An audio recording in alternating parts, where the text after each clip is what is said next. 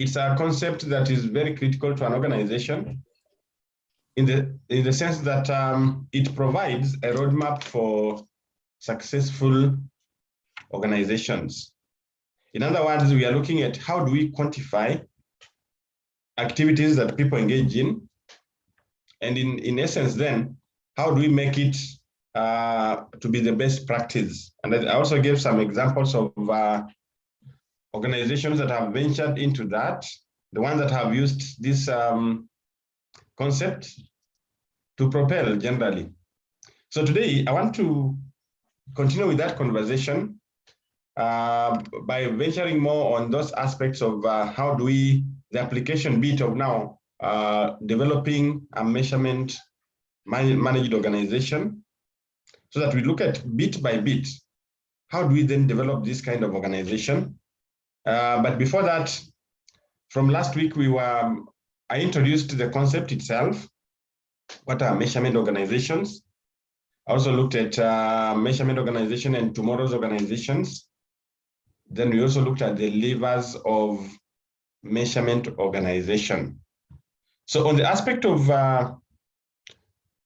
what is a measurement organization, I gave the example of Tesco and how it was able to overcome the competition by then to become a very large private sector employer in the UK, also being the third largest global retailer based on revenue, and the second largest global retailer also based on profit. But then we went to look at specifically what are those drivers of success. And if you recall, in that example, Tesco has a marketing slogan which says that every little helps. And I went forward to give that description with a diagram. And that diagram is more of a performance framework by Tesco, and which Tesco referred to as a corporate steering wheel, more of a corporate steering wheel. And that steering wheel had 5 elements. That is the customer, the community, it had finance, the people, and also the operations. But at the center of it, there was that the slogan of every little helps. And it was driven by the CEO, who believes that anything that people do, we must do it to ensure that we satisfy the needs of these stakeholders. And that's why they came up with that corporate framework. So in essence, according to the CEO then, no one works harder or no one tries harder for customers. That we cannot claim that you are so exhausted, you are so tired when you are dealing with customers. So that's the kind of culture that was built at Tesco, and everybody at the departmental level, they have that this kind of the corporate steering wheel, meaning that it is an activity or a philosophy that keeps them afloat. It keeps them every time. Like you go to the organization, every time you wake up and you see this image, then it's what drives you for the day. And also the CEO also came up, or still on the corporate steering wheel, there was what we call the slogan of treat people how we want to be treated. So there was no one tries harder for customers, and also treat people how we would like to be treated, which is a very, very strong philosophy when it comes to dealing with customers, because you need to put yourself in that situation. Assuming now you are that customer, how would you want to be treated?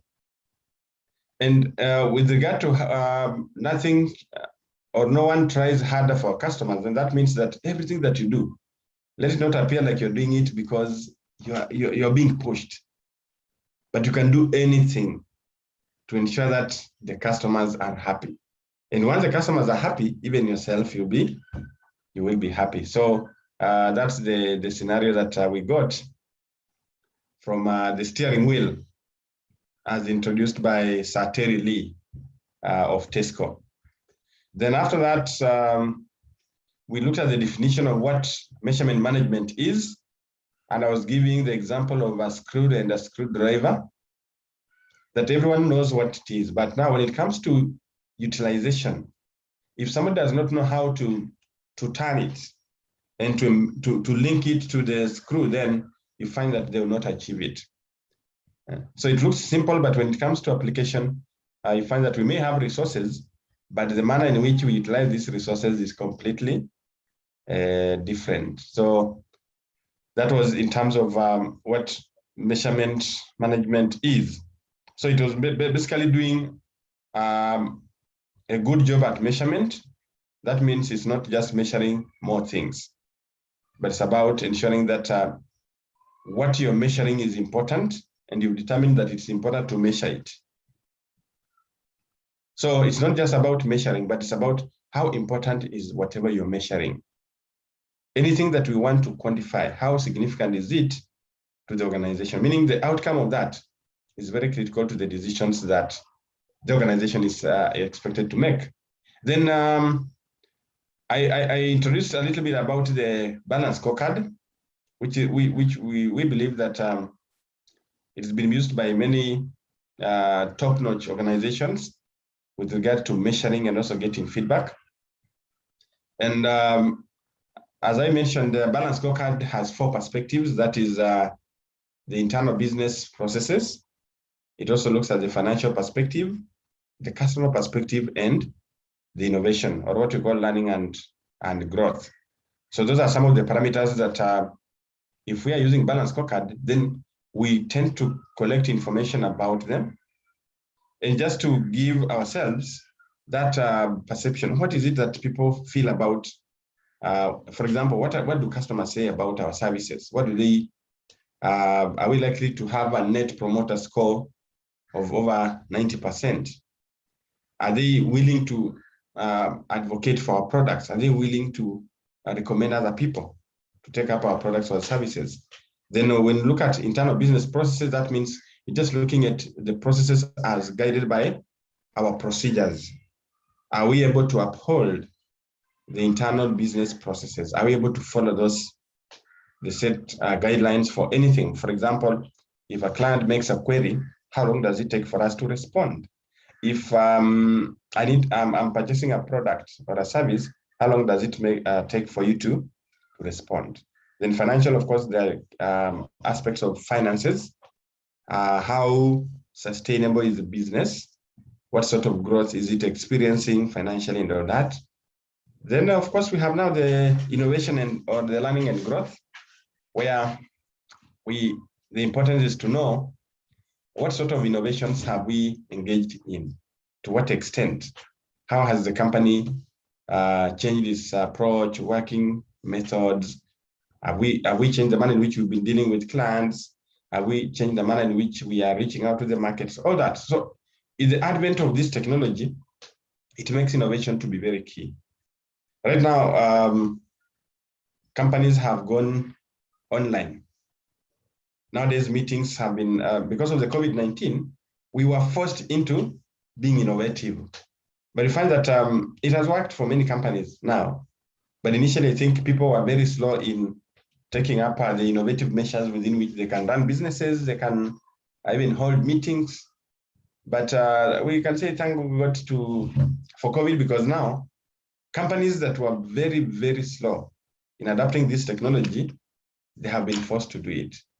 And even ourselves, people are very skeptical sometimes with technology, and they'll say, oh, we are not sure about the data. We are worried about data security. We are worried about productivity. We are worried about just teamwork, management, and all that, the control, the supervision, and all that.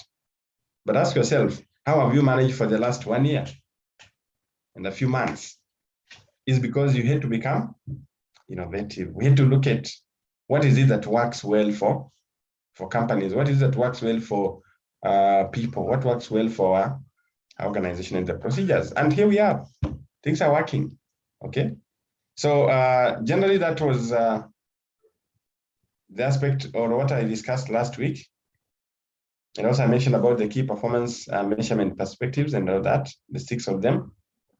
Then the measurement managed organizations and what makes them to stand out. And also the type of leaders that exist in those measurement managed organizations. So that's generally what we looked at. And also we looked at the challenges that exist towards achieving these measurement managed organizations. And I talked about the 5 challenges: the technology, the resource equalization.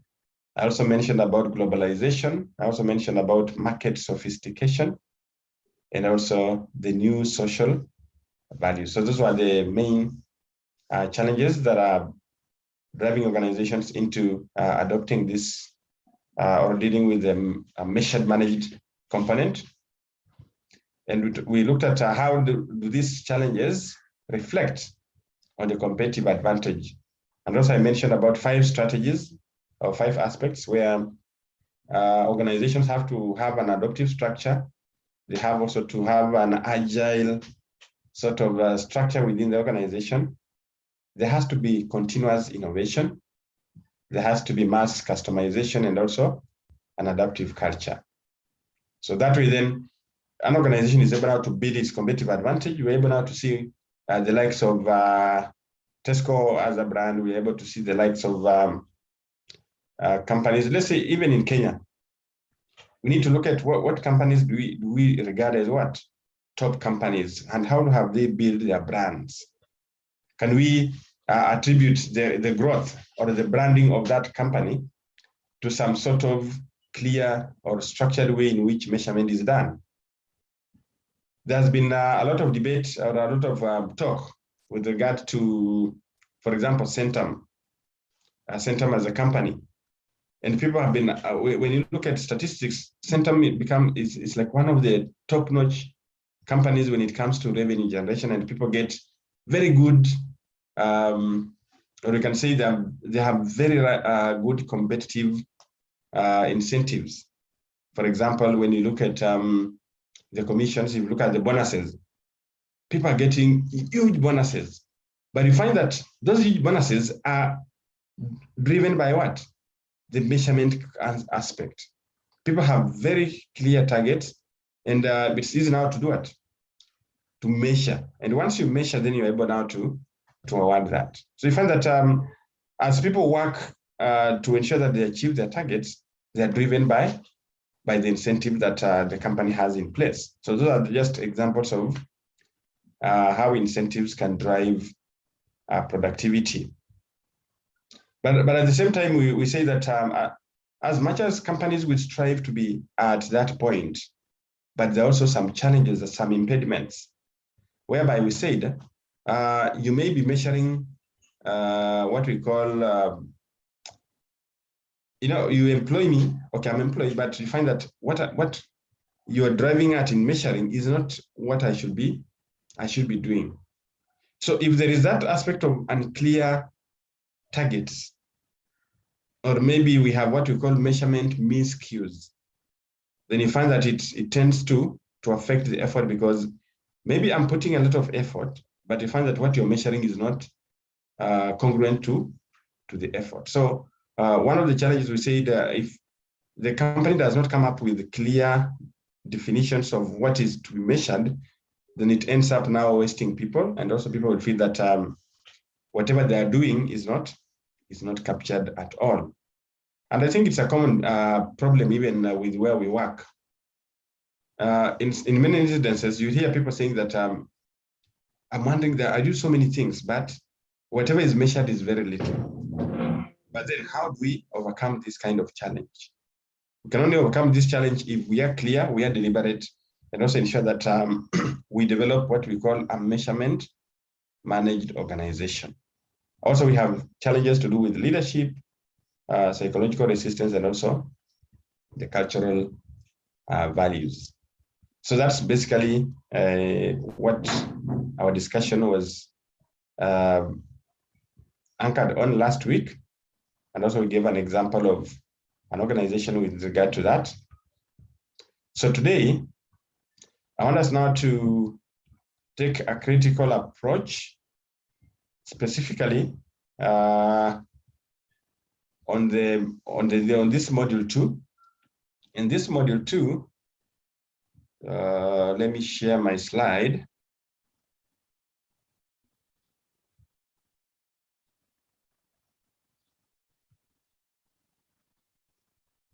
me share my slide. So for module 2, I think that you're able to see my screen. So for this module 2, then we'll be looking at building measurement managed organizations, developing that template, a strategic template. We'll also be looking at designing the measures, cascading these measures, and embedding the new culture. So you design, you cascade, then you embed. That gives you a holistic organization, having put in place the measures within which you want people to be driven by. Then when you cascade, that means you're moving it from the top notch or the top level organization, that's the corporate level or the strategic level, into the mid level. We have now the functional level, and now embedding it as part of the culture of the organization. And we only embed it as part of the culture by making strategies that are agreeable. That means we sensitize people, people accept it, people feel they're part and parcel of the strategy.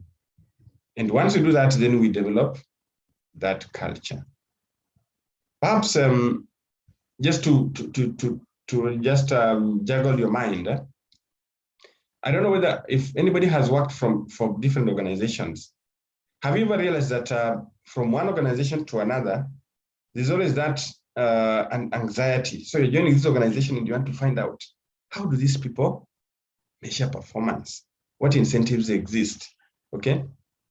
And you find that every time you move from one organization to another, you find that there's a different culture from where you came from. But you find that this company has been, even what you expect may not be necessarily what happens, but there's always that feeling of a different culture. So it all dwells, or it starts from what were the strategic aspects for this organization. How has that been cascaded so that it's owned by the people? That's when our embedding this into the new culture is significant. So on building this measurement managed organization, it takes place in 4 phases. 1, we have defining. Now, what is entailed in defining is there's that clear process objectives formulated. Then also there is an agreement on what strategy that's secured. Then the theory of business is defined. Then we have top leadership commitment is secured. So that means you're ensuring that whatever objective you want to channel or you want to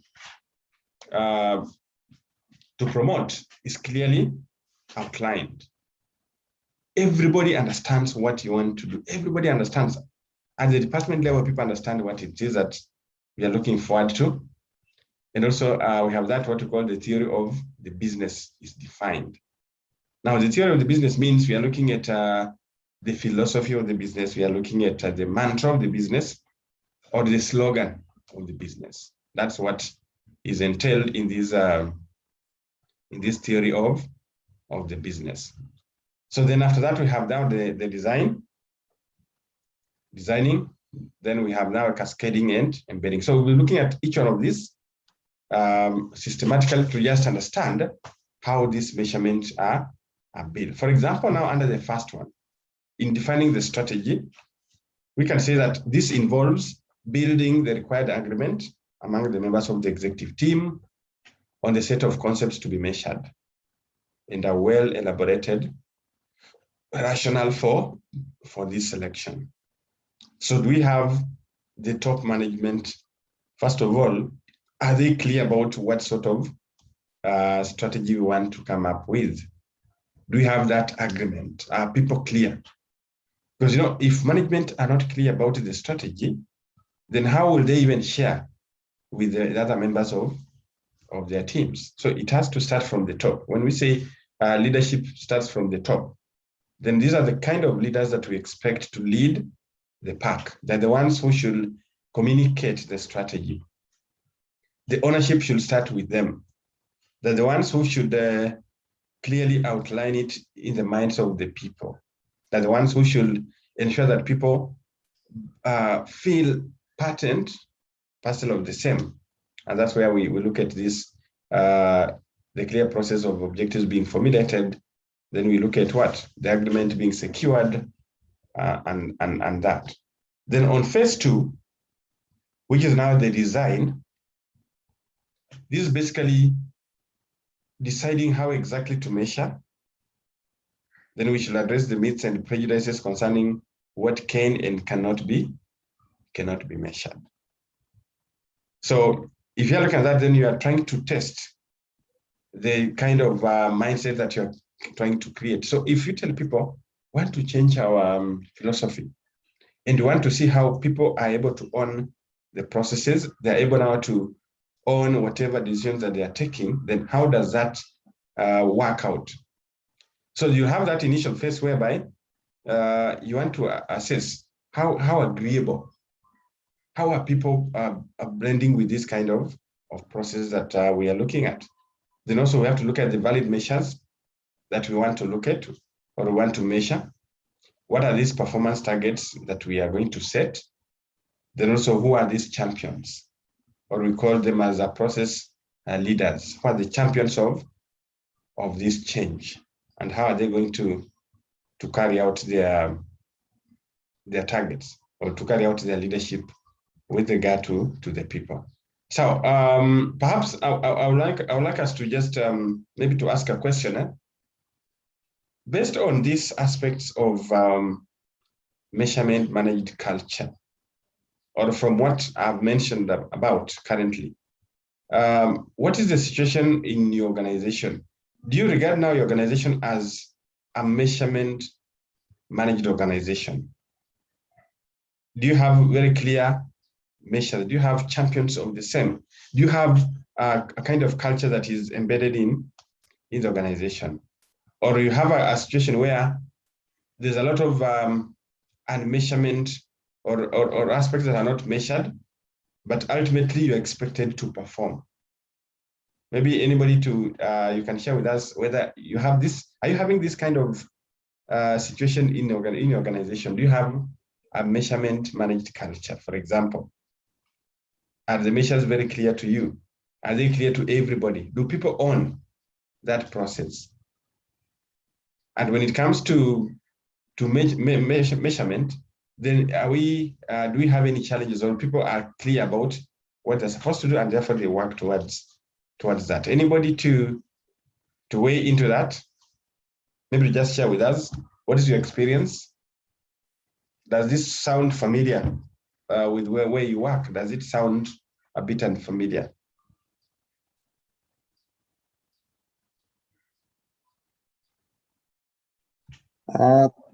James, can I go? This is Robert. Yes, Robert. Yes, I'm trying to relate this to the concept of performance contracting. Yes. And which also relates to work plans. So we have every department being able to get the performance contract. Yes. Which should be aligned to the strategic plan of the organization. Yes. So that it feeds downwards. The strategic plan informs the performance contracts, then the performance contracts informs the work plans, the departmental work plans, so that therein there are measurable targets and everyone is on board, knowing that this is what we are required to achieve, and these are the levels of measurement, that this is how each target will be measured. Great, yeah. That's clear. In fact, that provides a very elaborate plan. From the strategic plan, then you're looking at how it's cascaded into the performance contracts, then the work plans. That's very, very, very, very critical. Thank you, Robert. Thank you for that. I think for you have that clarity. Anyone else with a different viewpoint?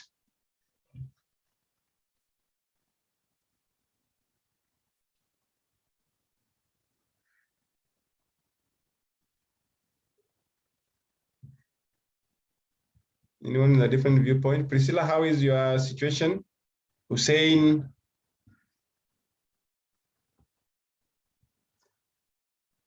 Because I believe we don't all work in a state or government organizations. If you work in the private sector, how is this done? That's the kind of understanding we would like to get from each one, to just see or to get to understand how is this done within our different organizations. What is the approach?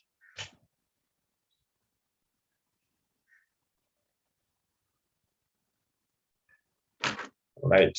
So maybe to give, I can give an example from my organization. For us, we use the Balance Scorecard, and this Balance Scorecard,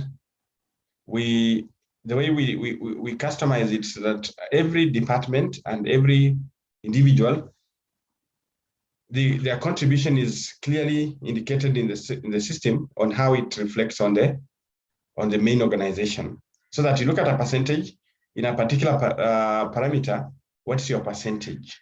So every time you enter the data, you are able to see if my contribution should be, let's say, let me give an example. If my contribution to revenue, depending on my department, is 50% or 30%, then you find that the overall percentage is also indicated for the department and also for the organization.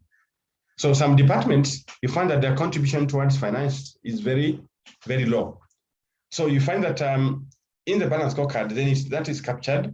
But then when you go down to specific teams, then also they have a particular percentage from that team percentage. So everyone understands what is their contribution. So you're able now to generate a report to see what is the contribution of James towards half year with regard to finance. Okay, what is the contribution with regard to the customers? What is it that is the feedback from the customer perspective? What is it with regard to any innovations? Has James come up with any new way of doing things? Has he automized some processes?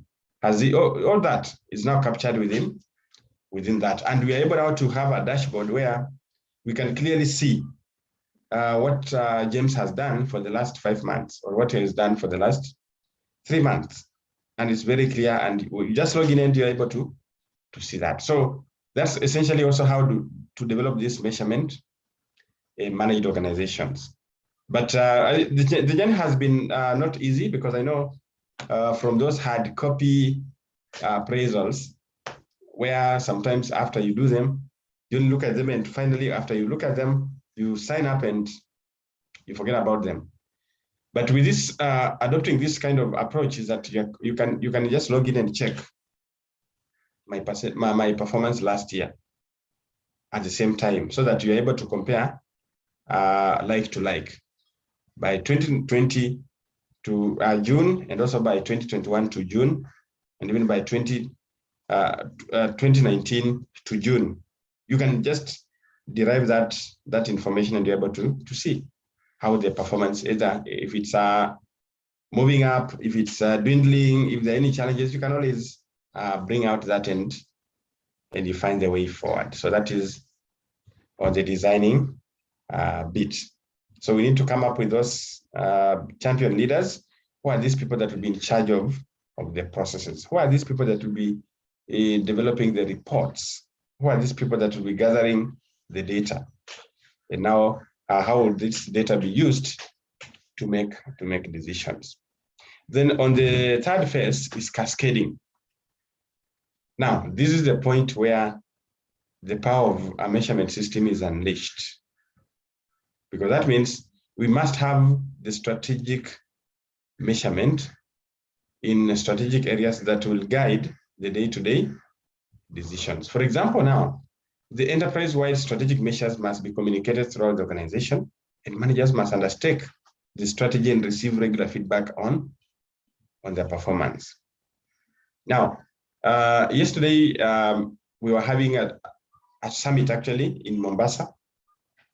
Here in Mombasa, we had a summit And some people are raising very interesting questions. And one of them was asking, now that I'm a chair of a board, we're having a training for boards, boards of trustees.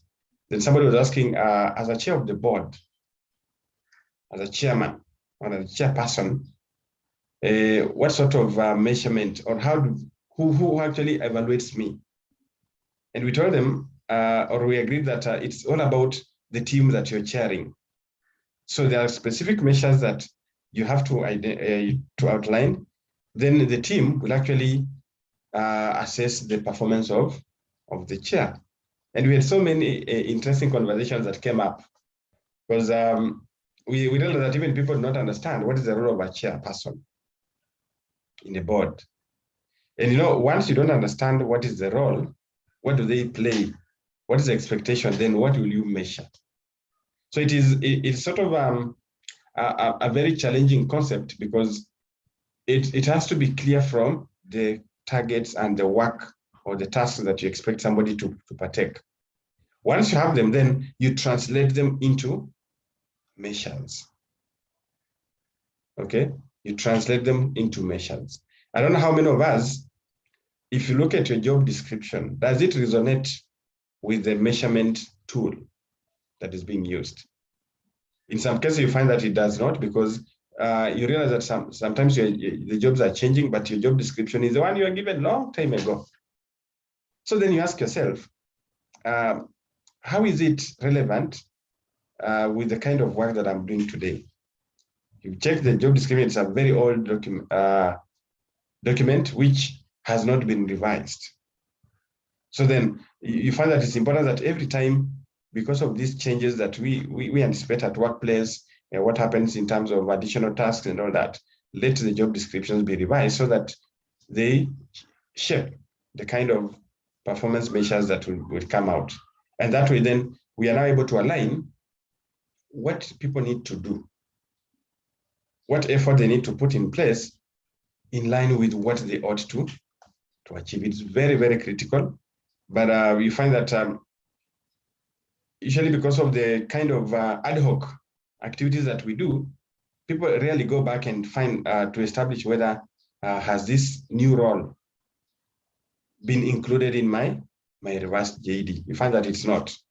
In most cases, you find that even when an addendum has been added on that, you find that it's not clearly linked with the tasks that you are initially doing, which actually brings in a challenge, especially with the supervisors or the line managers, because whatever they're expecting from people is not what people are doing. Or sometimes people will challenge you and they'll say, this is not my work. How do you go about that? Because people will challenge you, they'll say, this is not part of my work. This is not within my JD. Just because it's not actually reflecting in the JD. So it's paramount that it has to be amended to ensure that it reflects the real picture of what people are doing. Now, when we are cascading, we need to have a clear structure of cascading, so that also it's not just a matter of communication that is not well understood. There has to be a lot of training with that. People need to understand, even if it's a new measure, people need to understand how is it going to be integrated with the current work that they are doing, or the other measures that are there. Is it going to duplicate? Is it going to be a measure that encompasses other measures? So all that is what should be discussed. Then in terms of communication, how is this strategy going to be communicated? So it needs to be communicated as clearly as possible. Let us limit hearsay. Let us limit these rumors, because anytime we have unclear communication, that's when rumors take shape. And you'll hear people talking about anything, and there are those ones who will say this is the worst kind of approach that we're using, just because there is what? Lack of communication. Remember, ignorance. Ignorance is very, very expensive. So in an organization, we need to purposely ensure that the communication is done at the right time, and it is clear in the minds of of the people. Then we have the champion leaders being trained. Champion leaders being trained. Then system of measures linked and also measurement behavior linked. So on this aspect of training the champions, maybe this is something I would want to get also your own undertaking. Where you work, how vast or how in terms of experience or how skilled are the line managers in different departments with regard to, one, communicating the target and also monitoring the target and measuring the target? Do we have people that are able, or do we have line managers or supervisors who are not very knowledgeable with regard to how are they supposed to communicate the target? How are they supposed to measure? Because I've seen cases whereby we have, I get so many complaints of managers saying that, or HR professionals saying that their advisors in different departments are not well equipped.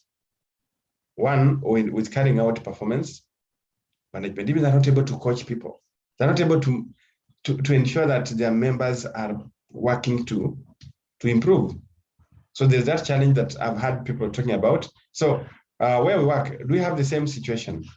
Do we have leaders, do we have supervisors that are sort of half-baked when it comes to implementation of the strategy? Or are we having leaders that have been trained and they're very clear in what they purpose to achieve, and they're very clear in enhancing that kind of productivity culture?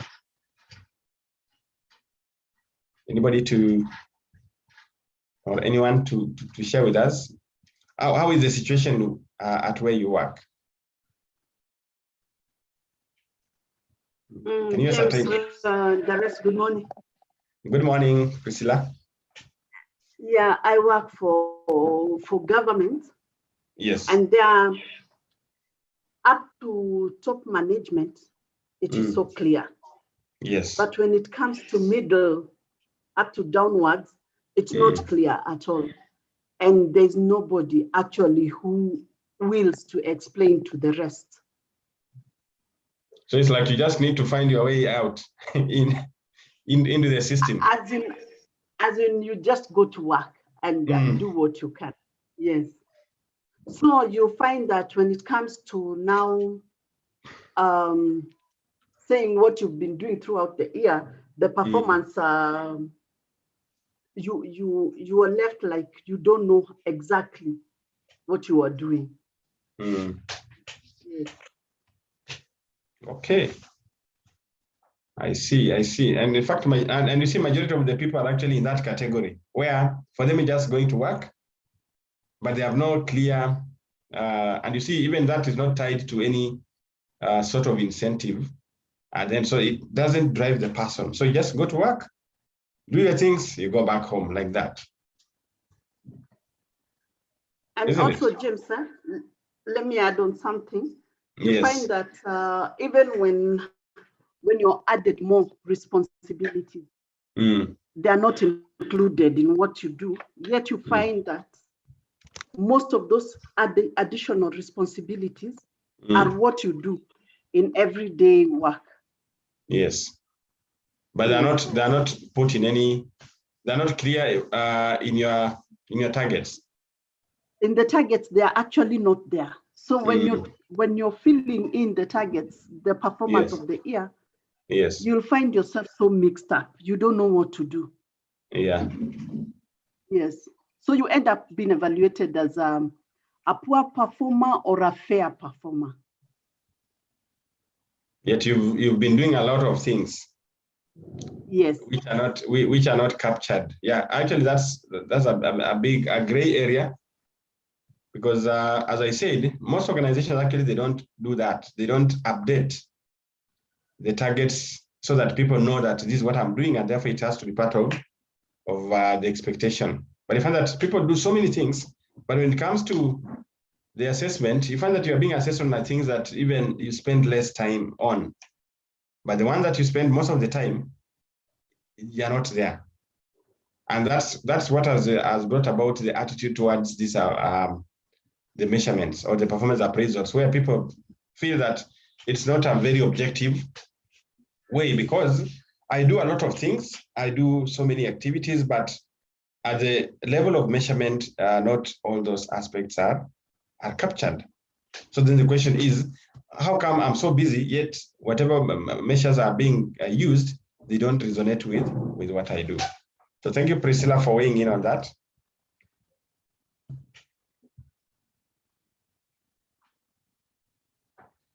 So it's James?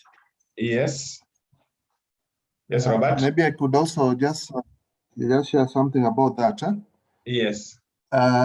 We have these scenarios whereby at the top level, that is where it is clear.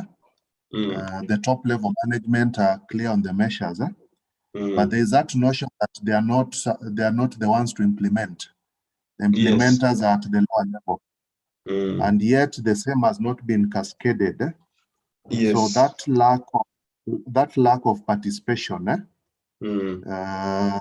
also leads to that, because the top level goes for a retreat, come up with the measures, not taking into consideration that the people they expect to implement have no idea, and there is no communication to them, no cascading. They're just aloof. Yes. Yeah, it's actually, I agree with you. You find that those people who come up with those decisions, they go for those retreats. They go and discuss, but the implementers are not anywhere in the picture. So it becomes a matter of directing people to do it, but they have not been involved from the onset, so they don't understand exactly what is it that they're supposed to do. And that's an area that has brought about challenges with regard to how do we measure productivity.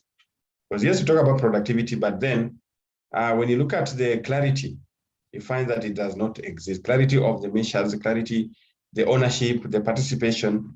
You find that the people that do the work, they're not part of the whole process of designing the same. So it means that then there's a gap, because the leaders are aware, but now when it comes to the people that do the work, you find that they're not clear, they're not aligned to the expectations. So it becomes a very big challenge. So when this is being done, then we expect that the managers must take up that mantle to ensure that the sensitized members, the sensitized people, and let them get feedback on the same. Once you get the feedback, that's when you know that whatever strategy you've come up with does not work. I've had cases whereby top leadership, they come up, nowadays there has been that aspect of adopting a system. So you find that the institution ventures into a very premium system, very costly system, without involving those people who are going to perform or to use it. So the end users are not involved in actually this procuring of this. I'm not saying, okay, they are not supposed to be involved in the procuring, but they should be involved in determining what sort of system are we looking for. How is it going to assist us? How is it going to make our work better? How is it going to improve our performance? So the top leadership or the senior managers will go ahead and procure a system. Then they come and say, okay, we need to have this system implemented.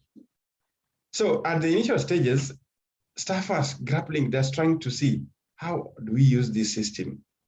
And luckily you find that most of them, because of the experience, they'll say, this system, I don't think it's going to serve the purpose that maybe our leaders are looking at. So they adopt the system, then few months, few years down the line, you find that the system is not serving the purpose.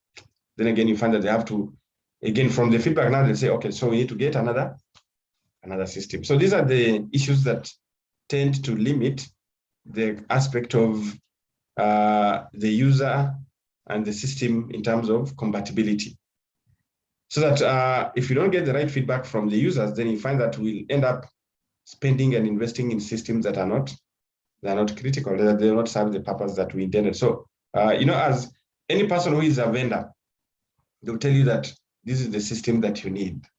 To them, it's always whatever they're selling is what you need. But then at the back of your mind, you need to ask yourself, okay, looking at these features, do we still, do we think this system will serve any purpose or just a duplication of what we are doing? And that becomes a critical concept that people need to have a discussion around. So on, I think I've talked about, yes. I think on that, I look at it as a way of getting money, looking for money. Yes. Because why would you purchase a system that you're not going to use?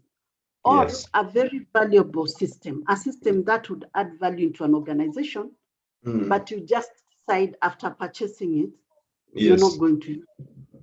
Yeah. Because systems are very vital items in an organization. And you realize systems with the modern technology, we can save so much money. Yes. Yeah. So I've seen I believe yes. It's more of the motive behind them signing up for that.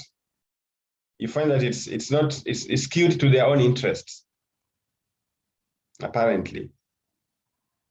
In fact, I've seen there's a parastatal that did that in 2019.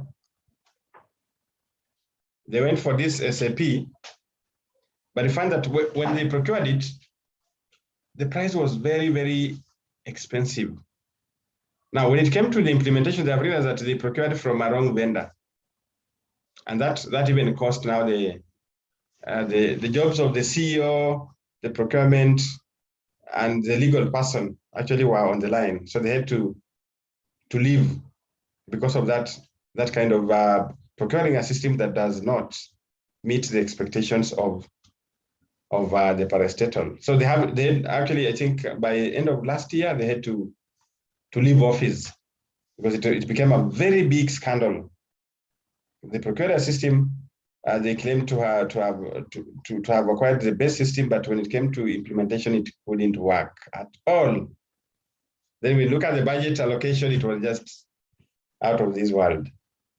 So those are, as you say, there could be motives behind systems, and I think people have become so greedy. And every time they talk about a system, for them, it's like, we need to bring a system on board. But you bring in the system and it's not working for you. It's not working for the organization. Then it defeats the purpose of the whole essence of having that system. Okay, on the last phase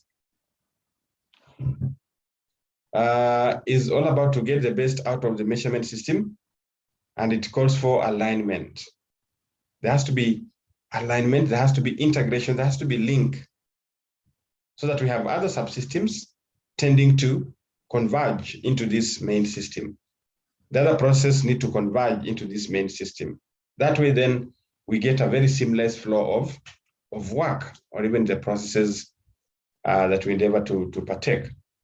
So the embedding process will ensure that all the various systems, all the various subsets of the organization are linked together. And that's what brings in now or defines the culture of the organization. So from those four, the phases of measurement or designing the measurement managed organization, then there's this question here. Among the four phases of developing a measurement managed culture, which phase decides how to exactly measure the performance? Is it phase 1? Is it phase 2? Is it phase 3? Is it phase 4? Which one is actually the aspect on the implementation? And I've already talked about them. So we have this embedding, we have cascading, we have designing, and we have defining.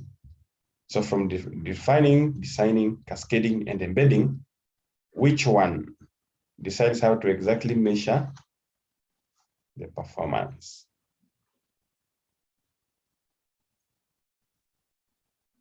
Anybody to try? Which one exactly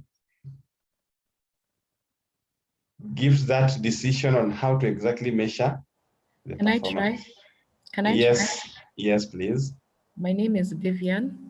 Is it phase 3? Phase 3? Where you cascade. Where you cascade. Yes. Thank you. Anybody else who agrees with Vivian, isn't it? Anybody? I agree with her. All right. I also agree with her. Well, yes. So we are looking at cascading. Cascading is critical because when you cascade, that means you are now communicating what is to be measured. Exactly what needs to be measured. Otherwise, people will be so confused and they'll not be clear on what needs to be done. So that is the communication. But then when you talk about the first, in fact, if the answer to this question is that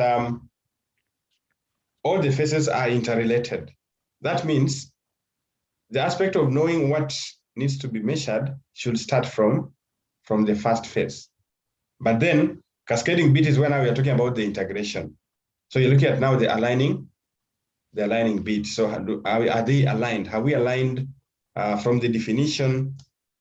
Are we aligned that up to the embedding phase? So that's where this becomes. So that aspect of aligning is very critical for us to understand what is expected of us. Now, let's look at designing the measures and how to measure this. So while phase one of developing measurement managed culture addresses what to measure, phase two is concerned with how to measure it. And the key objectives here are identifying technically correct measures, building commitment throughout the organization to what and how things should be measured. So after phase one, we're now looking at phase two, where we are looking at what are the correct measures and how do we build commitment throughout the organization to what and how things need to be measured. Very, very imperative. So that's where our phase two is, on designing. So I want to focus more on that designing. And on the designing, these measures, we've already looked at those components of theory of the business being tested, the valid, reliable measures identified, the performance target set, and all that. So here now we are looking at testing the process, which is a very essential opportunity for broader involvement. So that means we bring more people into the testing process. The senior team will assure greater involvement and ownership of the model. That's very, very, very important. So that's at the design level. So at the same time also, when we look at the design level, then we are looking at how valid, reliable the measures will be. How valid and reliable are they going to be? So there are many alternative ways to measure any activity, but those effective ones must conform to a set of a particular criteria. So in this designing bit, then we'll be looking at what are these methods that are going to be used for every of the aspects that the business strategy expects to achieve. So this criteria has to be decided on, and the best two alternatives are selected. So you have a number of measures, but then we'll be looking at which is it that is critical. Then you decide on that. So you're looking at how valid it is, how reliable it is. Now, this is just adding on the conversation that we had, and I think Priscilla was mentioning that there are so many cases whereby what is being measured is not valid or reliable, because what you're doing currently maybe is not reflecting anywhere in the measurement ways. So at the end of the day, then you ask yourself, how come I've been doing a lot, but the recognition of this contribution is nowhere? I can't see my effort because we are not measuring it. So then the challenge becomes now, how do you manage people when things that they are doing, you are not able to measure them? How do you manage them? How do you make sure that they're engaged? So the engagement bit becomes a challenge to you because you are not able to measure what they do. So it draws you into a lot of confusion, because people feel that you are not really considering what they do. You're not recognizing their effort. You're not looking at what they put in. and therefore it becomes a challenge to you. Now, the performance target set, these goals or the targets that you set are supposed to unify the efforts of our workforce and foster teamwork.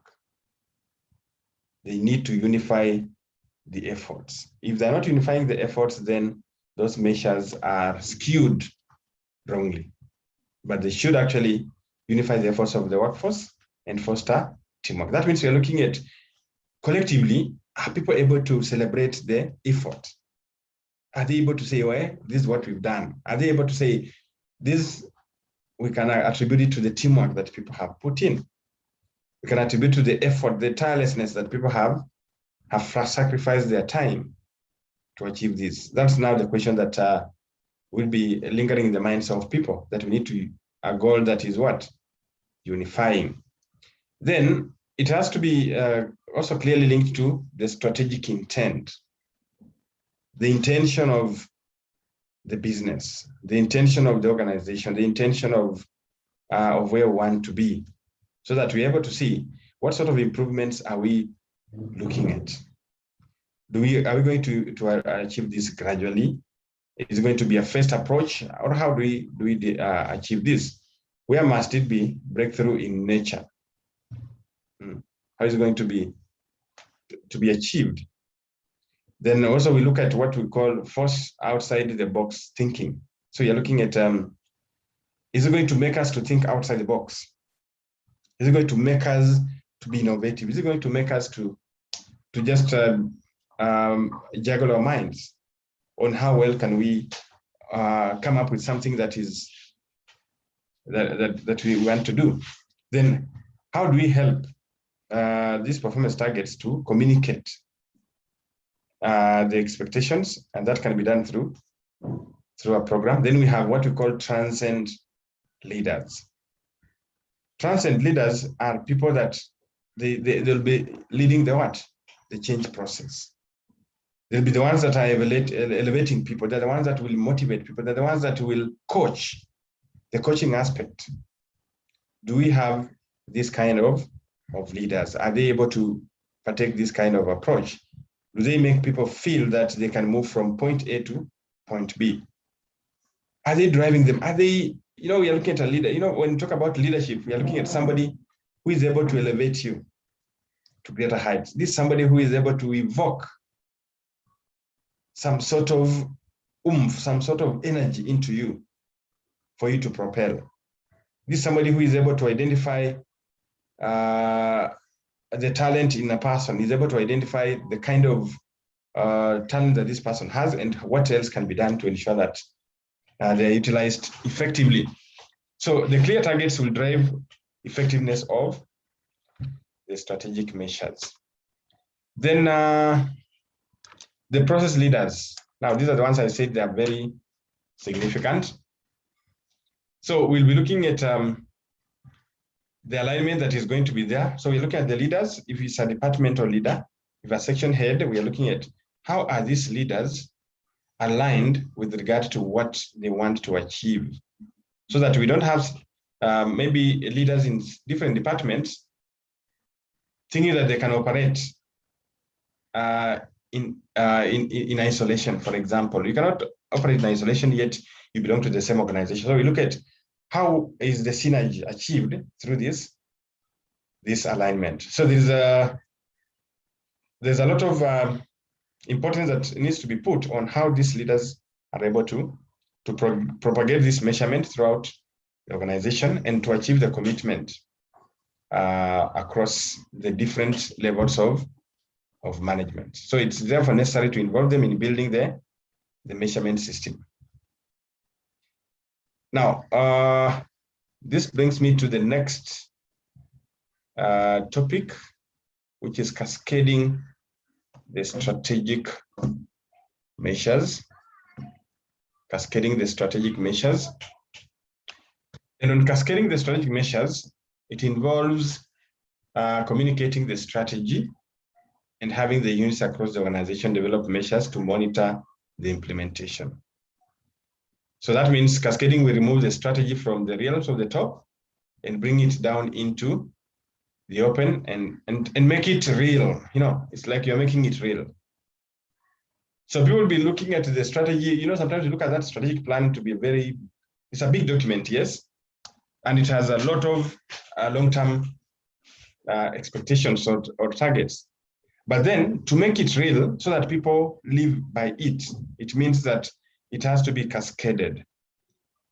I'm able to know that as a departmental head, what is my role? How do I fit into this strategic plan?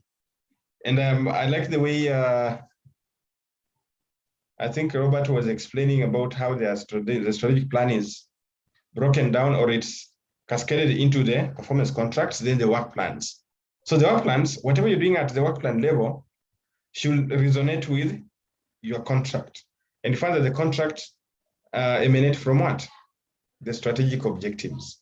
So that way, then the cascading becomes very seamless, and we are able now to know purposely what is our position in this setup of the organization. So it's very, very critical that cascading has to be done with the right minds, and also has to be done with the right people, and it has to have a lot of communication for the people that are going to implement.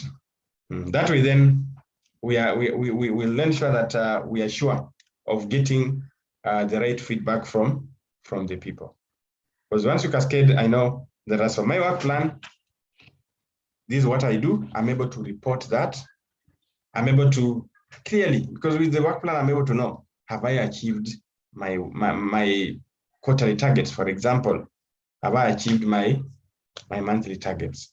Have I achieved my roles within a particular time? So by you doing that, then you find that it's already reflecting in the main strategic plan, which is now mirrors very well with the expectation that we will be having here. So when we cascade, then we are looking at coming up with the structure, or cascading structure is determined. And this objective is to communicate the measurement system across the organization. On this basis, then, the functional areas or business units have strategies that support the overall high-level business strategy. Very critical. We've communicated, we need to communicate the measurement system. Then the functional areas or the business units, it doesn't matter how many functional areas are there, how many business units do you have, but then we are looking at how are they integrated. Now, this is where we talk about vertical integration. So we have the corporate, then we have the different functions at this level tending to support the business or the corporate or the strategic objectives that the business intends to attain. So the functional areas could be HR, marketing, accounts, or finance. We may have procurement, IT, or other process support. So all those functional areas, they now support the core objective of the organization. That's where now we communicate that structure, or the structure of cascading is determined.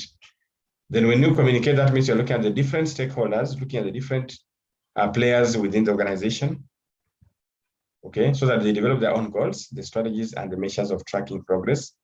And this will be possible if the strategy is fully communicated to the members.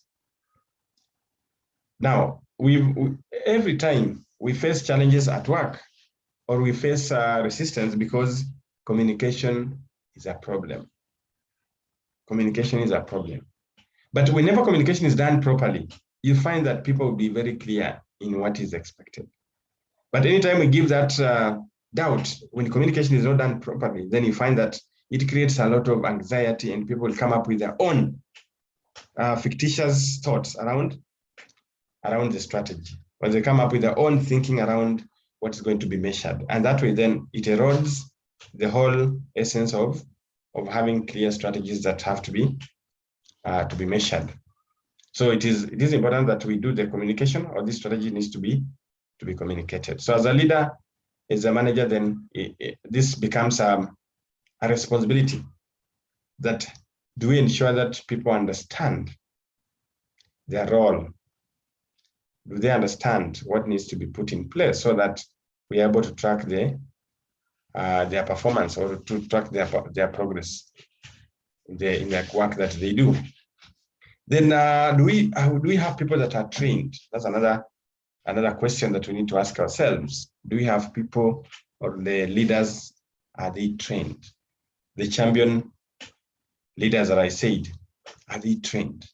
Do they understand what is expected of them? Do they understand how they need to make their members to toe the line? Do they understand how to make people just to be part of the journey? Otherwise, then you cannot develop high level measurement system with the implementation if people do not are not walking the same rope with you. Then also we look at the systems of measurements being linked. And one of the important determinants of strategic measurement system is the degree of linkage between the various units. And I think I've talked about that. If you look at that diagram, you can see the red and also the blue. That's the interlinking that we are looking at. That you find that each of the units have their own objectives, but they're interlinked.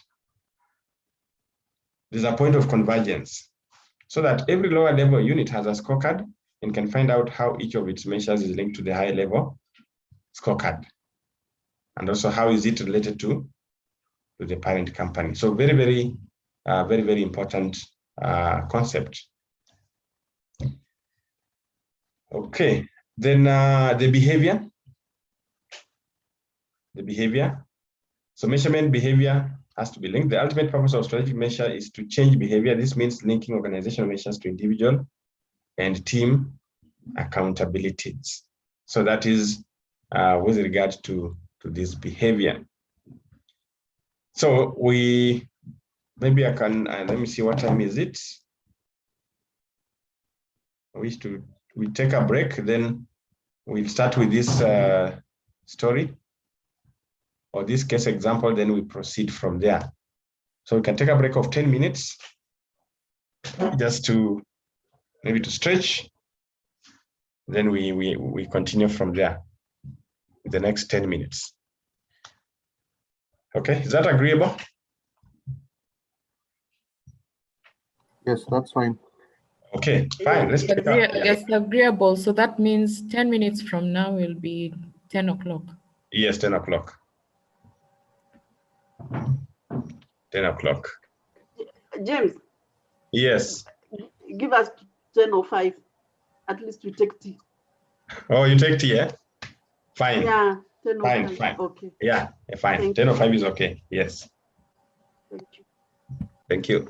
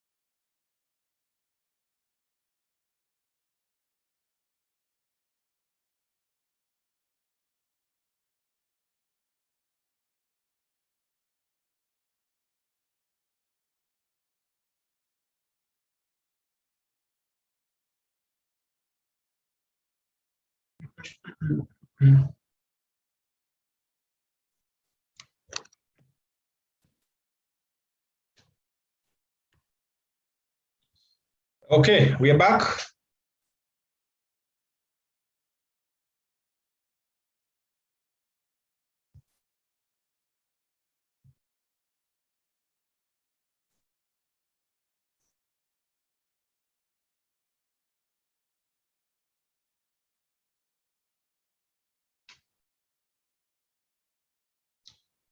All right, so let me pick it up from here. Where now we are looking at the measurement behavior that is linked. And there is now the story that I wanted to introduce. The story at steel mills. So we have this story of Andrew, who at his steel mill turned to the day foreman and asked him how many tons had been produced that day. The foreman replied that 5 tons were produced. So Andrew took a piece of chalk and wrote a big 5 on the floor. The same day, the night the foreman arrived, and he asked the day foreman what the 5 signified. The day foreman told him what happened. So the day foreman returned the following day to find a 6 written to his 5 several days later. And the night foreman arrived to find a 7 added to the sequence. Then Andrew returned several months later. His original 5 has climbed to a 10. This story illustrates that monetary incentives are not the only measures needed to change behavior. People should understand how the numbers relate both to their job and the things they can influence. The strategic measures must be linked to individual and team efforts. Employees must be able to visualize how they can influence these numbers. So if you look at this story, maybe just at the individual level, what do you make of this? If you look at, first was 5 tons that had been produced that day. So the foreman replied that 5 tons were produced. Then Andrew took a piece of chalk and wrote 5. Okay. So if you look at the transformation from 5 to 7 to 10, and you can see it's relating to, it's just more of a reporting bit. But you find that this reporting is being interpreted, and the way it's coming out is like it is a target that people are looking at improving, at changing from the number that was there before to another figure that is happening at the current scenario. So we are looking at the change from these figures, and you know we can have this 5 to 10 can be interpreted by different people differently. The interpretation can be very different. But all the same, we are at the steel mills, it was just looking at the reporting of the tons. Mainly that. So the illustration of this is that behavior can change, not only just because of the monetary incentives. Therefore, people need to understand how the numbers relate both to their job and the things they can influence. The measures can be linked to individual and team efforts. So employees must be able to visualize how this influences or how they can influence these numbers. So cascading strategic measures involves dash and having units across the organization develop measures to track where the strategy being implemented. So does it involve communicating the strategy? Does it involve aligning the strategy with measures? Does it involve implementing the strategy? Does it involve amending the strategy? So cascading strategic measures, what do they involve, and how, and having this unit across the organization develop measures to track how well the strategy is being implemented. So that's a thought for your thinking. Otherwise, let me now introduce embedding the new culture. Remember, we've talked about cascading, and the last bit after cascading is what? Embedding. embedding the culture. Now, before I even introduce this concept of embedding, from where we sit, who do you think drives culture in an organization? Who is the driver of culture in the organization? Who drives the culture in an organization? Maybe just to align ourselves, who do you think drives culture in an organization? So that whenever culture is rigid or is not being handled well, that's the person, or that's the position that we blame. Who drives the culture? May I try? Yes, please. I think it's the leader. The leader. Yes. That's correct. The leader is the custodian of culture. Now, what do you think sometimes happens with leaders when they do not drive the culture? What makes them not to drive that culture? Because sometimes they could be very, you look at a leader and you are wowed by them. You believe that this leader has what it takes. But you find that they do not live to implement that. What do you think makes or causes that challenge? What leads to that? Please repeat the question. Okay, we may have leaders, for example, assuming yourself, you have this vision, you have this passion. You want to, if today you are leading a particular organization, you will want it to transform into something else. But then when we give you that opportunity, you find that you don't deliver, you don't meet up with the expectation. What do you think can be attributed to that, to your failure now to lead that kind of, or to lead that kind of drive or that kind of culture? What limits leaders? Because we have very brilliant leaders. Sometimes we look at them and we say, if this leader moves from this company to this, he will transform everything. But once we get that change, they don't live up to that expectation.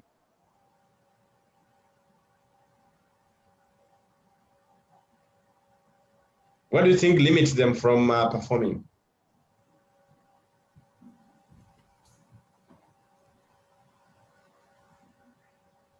I think what you've asked is a good question. You said what limits their performance? Yeah, what limits that leader to perform?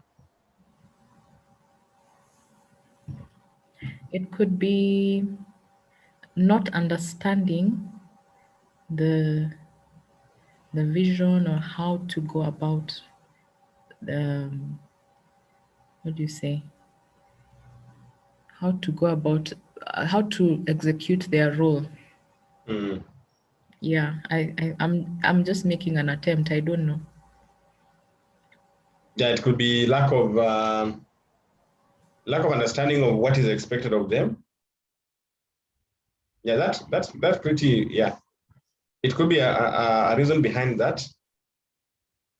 But then, okay, maybe to make it a bit straighter, if today we give you a role and you have this, you envisage to develop an organization and make it great, but you find that once you get into this organization, you don't achieve what you expected to achieve, or we promote you to head a particular department and you don't achieve that, then what do you think would be some of the reasons? Because you may be this person that we are looking up to and saying, if we get you in this position, I think we will have gained a milestone. But then, contrary to that, when you get that position, you don't perform. I'm saying this because you've seen sometimes in this corporate world, companies or CEOs moving from after one corporate, they move to another. Maybe in one corporate, they performed superbly well, but they move to this other one and they can't perform. And people are asking themselves, how come this CEO was a limelight before in that other company, but in this company, it's like they're not giving that expectation that people thought they will bring on board. Can I try, James? Yes, please. You find that maybe the organizational culture. Sometimes you might have the will to do something, and everybody expects you to perform, but when you reach at that ground, you find that there's some things you cannot do because of the culture of the organization. Absolutely. Culture. That's what I was driving at. Culture. Organizational culture. Yes, organizational culture. But now, in this case, if the CEOs are usually people who are well-read, who are experienced, respected, why wouldn't they do change management, the things they learned in theory? Yes. Why? What happened? Yes. A good question. We talk about change management. In theory, we have it. A whole document and a whole book written, and you have an MBA, perhaps even a PhD. So how come that book work has not translated to practical change management? Yes. How come he worked well in company X, and in company Y, he's not able to do change management? Yes. Wouldn't he succeed if he tried change management, the principles that we learn? I think there's a difference between theory and practice. Yes. There's a gap. The know-how is an issue. So I have a question. Change management, why wouldn't they practice change management? The aspect of change. Yes. You can weigh in. Yes. Yeah, just to weigh in on your earlier question, my view is that one, for the leader to succeed, he or she should have a good vision for the organization as a good leader. Now, this vision has to be shared into that organization so that everyone is pulling towards the same direction. And for that vision to be achieved, then the culture should enable. It should be the right culture to enable the organization to strive towards that vision. So if those are not aligned, then however good the leader is, he or she may fail, because not necessarily because he is not able, but because there's no alignment between his good vision, the vision being shared, and also the enabling organizational culture. Absolutely. I have a comment. Yes. Some companies don't even have a vision, mission. They just operate. Really? It's true. I have worked in. Sorry, I wouldn't mention names, but if you get to know me, you'll probably. Where I have had an experience where there's no vision, no mission. The vision, it's not clear. So even the HR is struggling. How do you work when the vision is unclear, when it keeps changing, when the mission is unclear, and some visions and missions and core values are just statements on paper. There's an organization where I've worked where the vision was very clear and it drove us, and I've never forgotten that vision. Yes. And when I look back, it's perhaps one of my best experiences for work life. Wow. That is another one. It was not good. In fact, it affected the operations of the business. It's very interesting how these things are integrated. They are interconnected. If you don't have a good vision, you can end up closing, because what are you doing? What are you doing? And in this particular case, the company closed down, but then the owner is reviving it again, wants me back, but I've been cautious about. I want my engagement to be, because I don't know whether he's repeating the same mistakes. It's not that I know everything. I'm also an HR who's trying to figure my way around the hows of, like now sorry, I hope I'm not taking too long. No. Okay. That's like part of the conversation. You want to see how this embedding comes in. So, for example, what did I want to say? I think about the previous employer. So, for example, this person is passionate, they're entrepreneurial, they want to make money, it's a good company, they're employing people, but the struggle is that there are mistakes that were made in the process of it's a company that ran for years, but there are certain mistakes that were made, eventually making it close. But he has since started reviving it. And has wanted my engagement, and I have been thinking, I don't want to engage and repeat the same mistakes because it's very painful. Yeah. How not to do business and how to do business. So culture, because you need to be clear with your vision. If you don't have a vision, I've seen some visions and mission statements. It's like you're just fulfilling, you've just written words there. And culture is important in that if it's not communicated and demonstrated by the leaders, modeled by the leaders, we are just talking about it on paper. And I feel like there's such a disconnect between theory and practice. Like now we're in very good training. We have so many certificates. And those certificates are not translating into practical, because Kenyans are well read. Kenyans are well read. Yeah. But it makes me sad and surprised to hear that someone has an MBA and they're not able to do some things that were even taught in class.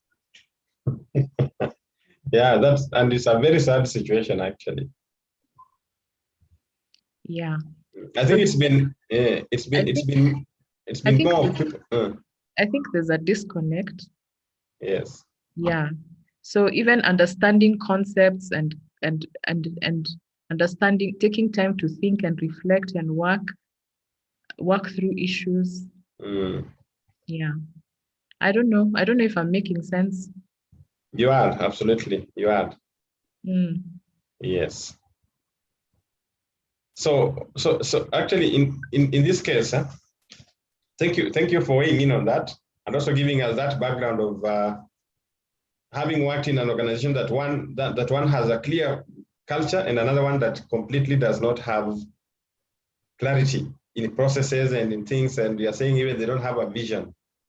And you're asking yourself then, if there's no vision, then where are you channeling your effort towards? Because it becomes, that's when people feel like, where are we heading to? Which direction are we heading to? And in this case, yes, the leader, that person is expecting you, the HR, to come up with the vision, but yet he's the owner and is the leader and should come up with a vision so that I know where to plug in and direct things. So it was very difficult to, you know how you're saying that sometimes you can be working, so it means we are busy doing a lot of nothing. It's not directed energy. Yes, yeah. You know. In fact, I usually call it you appear to be moving around, movement without progress. James. Yes. She has spoken about the organization not having a vision. Yes. And the owner of the organization wanting her to bring up the vision. Yes. But I think she's been given a platform to shine and to come out. So I think we should collaborate with them and create a vision. Because even in our house, when you come to small, normally when I don't understand the large part, I normally come down to the smallest unit, which is the family. And I see, even in your own family, you have a vision. Clearly, you know where you want to be in your family in 5 years. So in an organization like this, I would advise her to sit down maybe with the owner and the people and then come up with the vision. she will even be given a chance. It's a platform to grow even and to network with other institutions that have done before. But what I mean is the vision, it was such that it was ad hoc. There are so many changes that happened. I don't fault him, but I commend him for trying and being willing to try things. He wasn't afraid to take risks and try things. And even now he's teaching people about how not to do business based on the mistakes he learned. But I'm hesitant about engaging with him because I'm afraid he might be making the same mistakes. Okay. Yeah. But maybe the best way could be you can listen to him and find out this time what is it that he wants to achieve. And I think by virtue of him looking for you again, that means he realizes that you are a very critical person in that organization, despite all those challenges with regard to not having clarity. But I think he sees a lot of potential, maybe in terms of leadership, and you never know. You can offer your consultancy now on that. I've actually always wanted to be my dream was to become a consultant. But the path that my journey has taken, the way I envisioned how I would become a consultant hasn't happened. But I think if I think about my life and the experience I've had so far, how God has directed it, yes, I think I will still become what I wanted to do, the desire I had. That you have.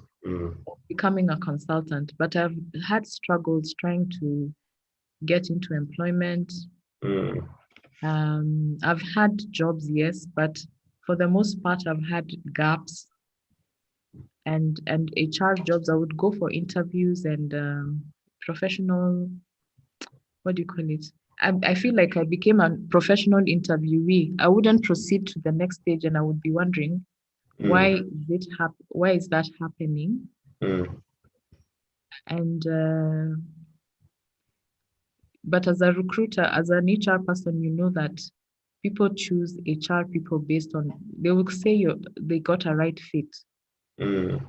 But I think I'm bigger than doing those office jobs. I think my work is much bigger than that. I hope I'm still on track. I hope I'm not. Yes, you are. I feel like my work is bigger than a job. There's a difference between a job and work. Like when you're employed, people go to jobs and they're working, but what are they doing? Are they being effective? What are we accomplishing? So as I listen to you and having passion in HR, having passions in certain things, my HR experience, I feel as though it's limited, but at the same time, I feel like I have done a lot of HR things in a different context, different from what everyone else would expect. Yeah, interesting. Yes. Thank you for sharing your experience. And in fact, it has evoked minds of, I can see that transition. And what has been, I see the drive that you've had. And I can see the disconnect that was there. And so you're looking at that continuity. But I think from where you sit, you'll still this journey of consulting, I think it should be part of your plans, so that if that employer, that the former employer wants your service, then you can offer that service at that point. Consultants, doesn't mean that you need to have achieved the high level qualification. Actually, nowadays it's about the skill. There are so many consultants. People offer based on the skill that they have. It's not about just the knowledge. It's more not just about the knowledge. It is the skill. And that's the reason why you've seen even so many professors. We have professors, we have doctors, people who have read and read. So the knowledge is just, for them, they have a lot of knowledge. But now when it comes to translating that into action, it becomes a problem. In fact, what you bring up is very interesting, because why would so many people graduate with PhDs and we have certain problems in our community? We have many problems in Kenya. Yes. And these PhDs have not translated, it's not translated into solutions, practical yes. solutions for people. Yeah. It's like people just fumble, and we are not ready to accept that we are fumbling. So tuko busy, niko works, nenda job, sijui what. But what are you doing? Umeenda job and it's like basically you've done nothing.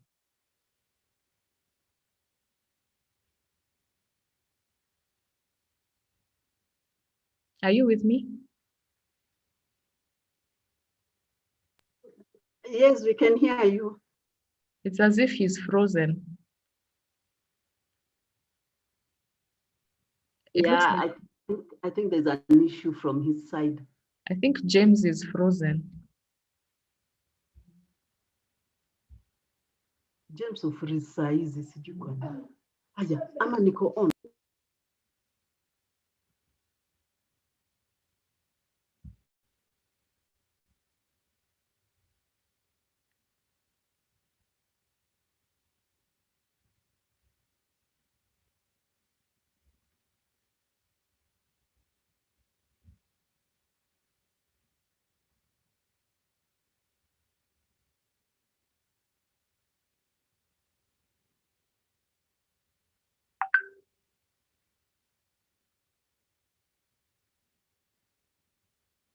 Priscilla, are you there?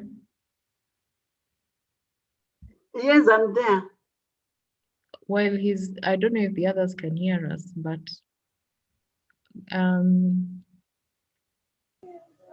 yes, we can. Who is that? Lucio Fula? We can hear you. And you, what is your name, please? You've just written admin. My name is Vivian.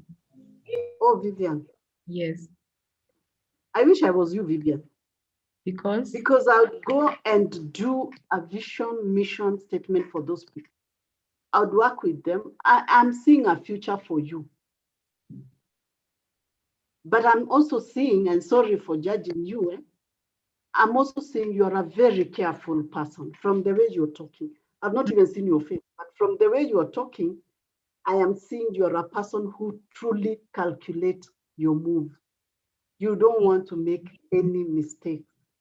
And from that, and today's world, you know, I think that's where the problem falls in.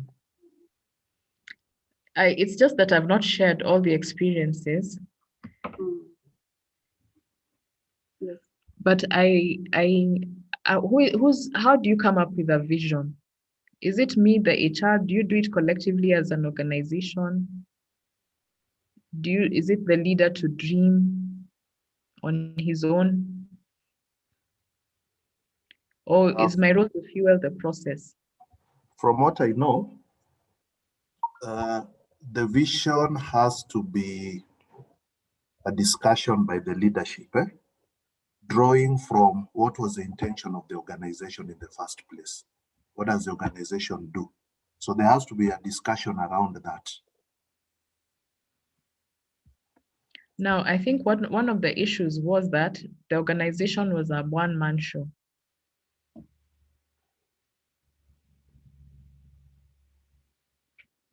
So when we speak of the leadership, it would have to be the way the organization is structured, either people at a board level or executive level, or relying, you see now he would rely on the managers to do it. The very people who should be implementing are the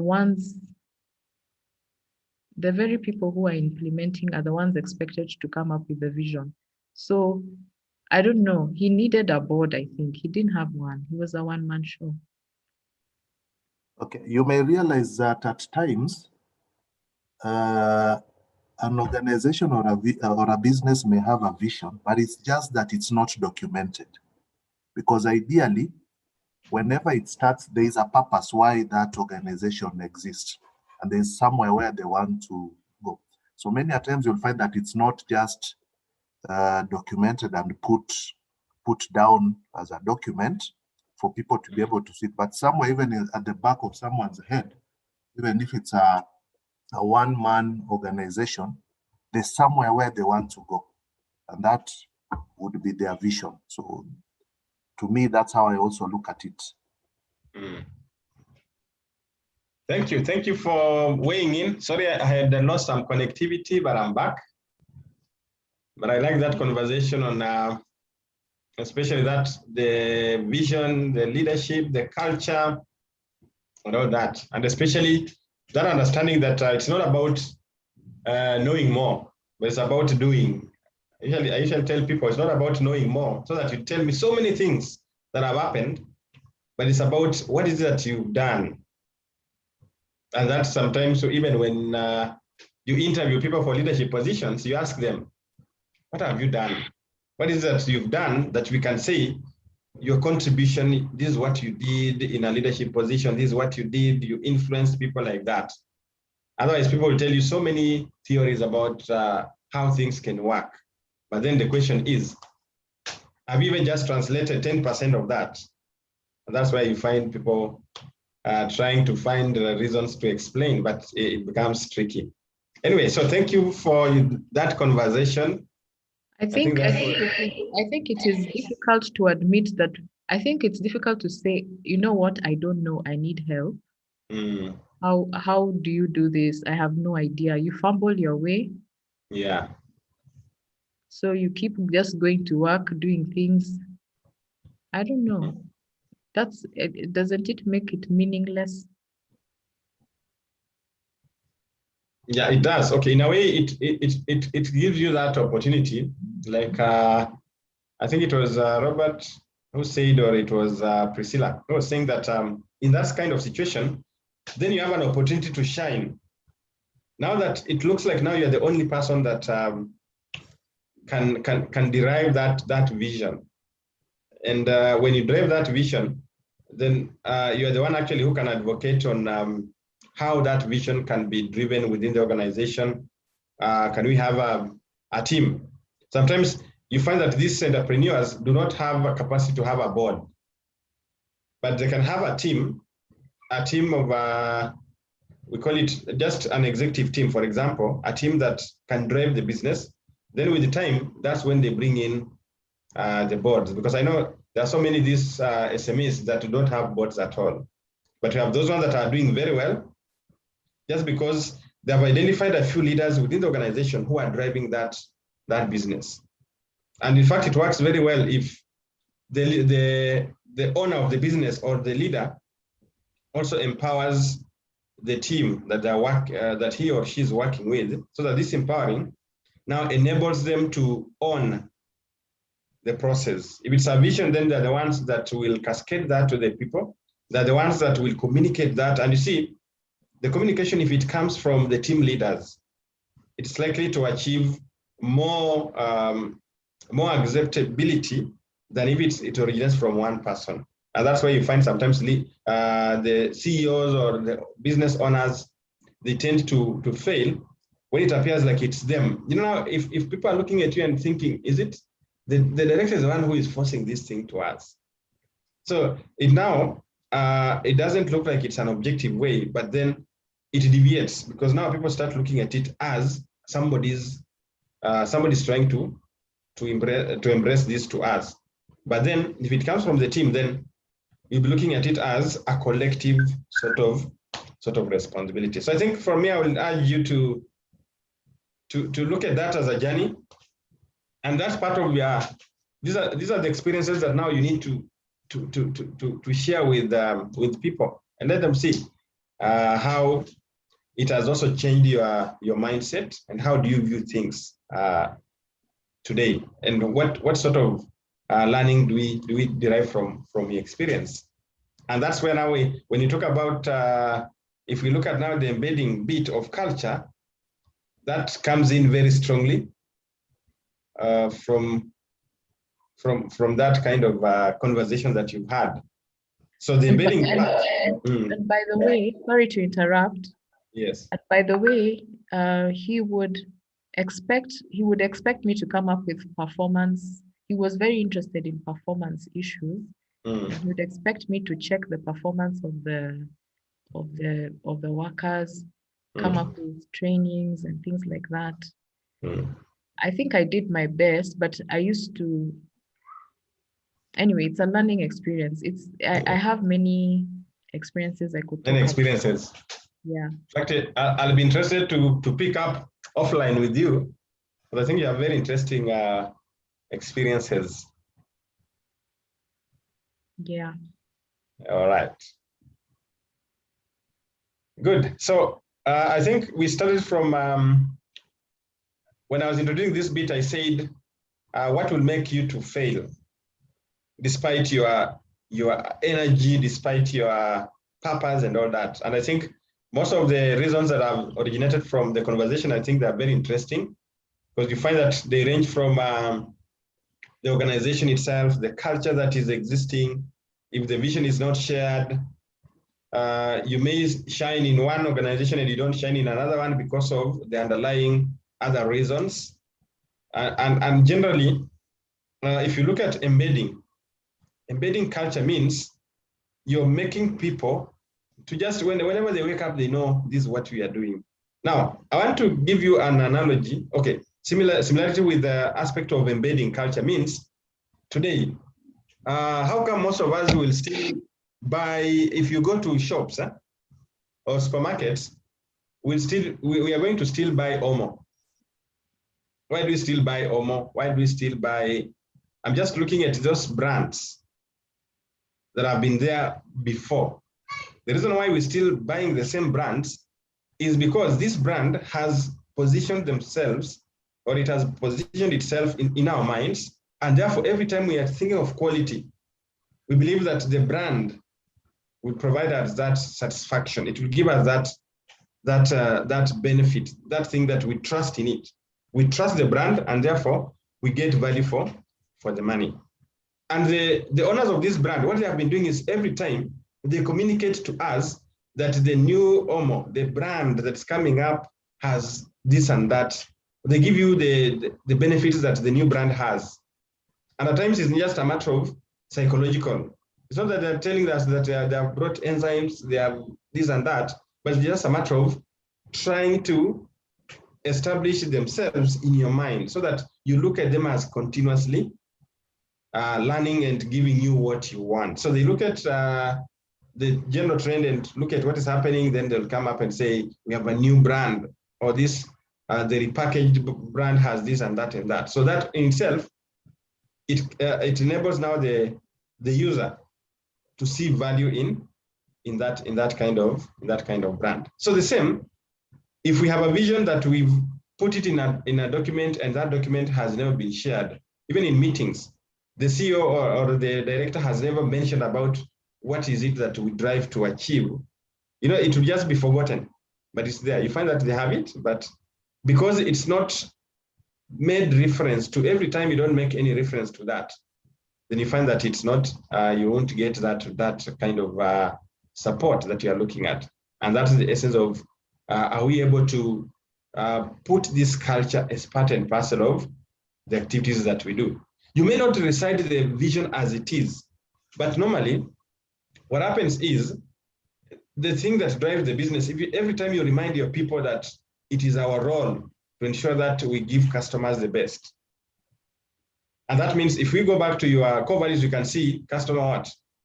Customer centric and all that. Already that evokes the mind that we are doing something. We are driving it to meet the needs of the clients. So it's all about how the leaders drive that message to the staff.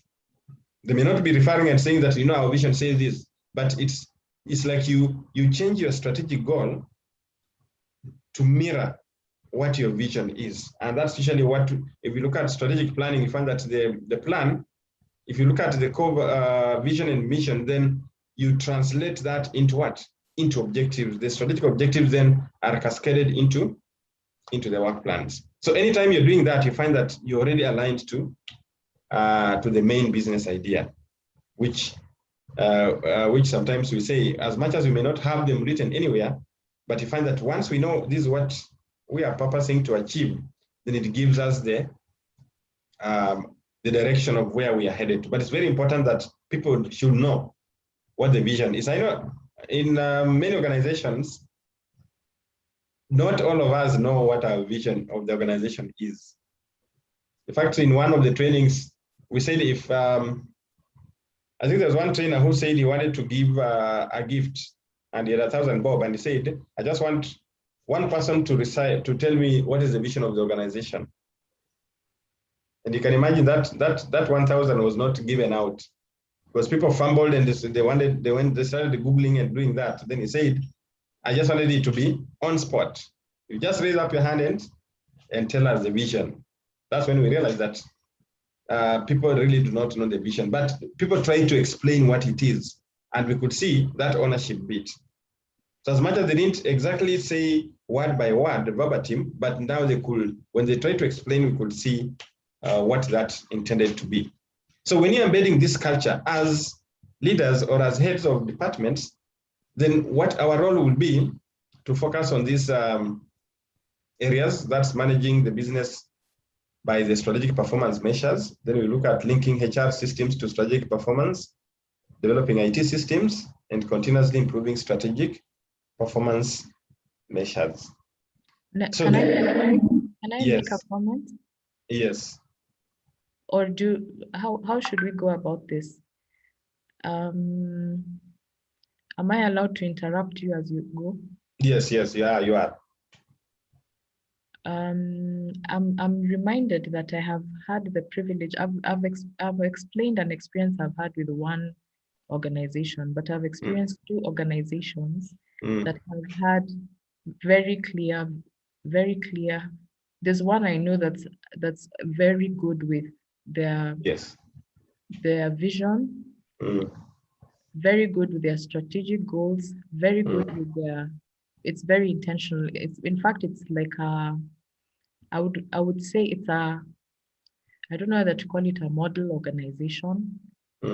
It's very dynamic, everybody knows the vision of the organization, strategic goals for up to 5 years, I think. Or is it? No, up to 2035.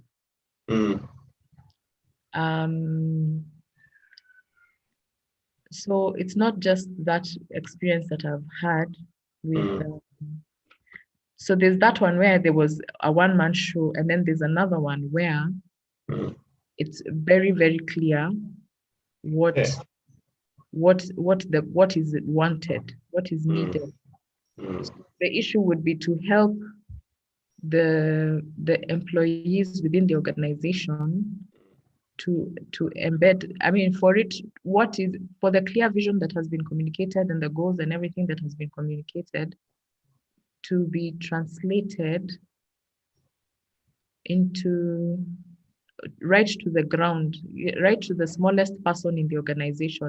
The watchman, or I don't know if the watchman is the smallest person, or the cleaner, but to translate that vision to the point where what they want to achieve is understood and achieved even by the smallest person in the organization. Because an employee is a brand, they represent your organization when they are out there. Yeah. So true. Yes. Yeah.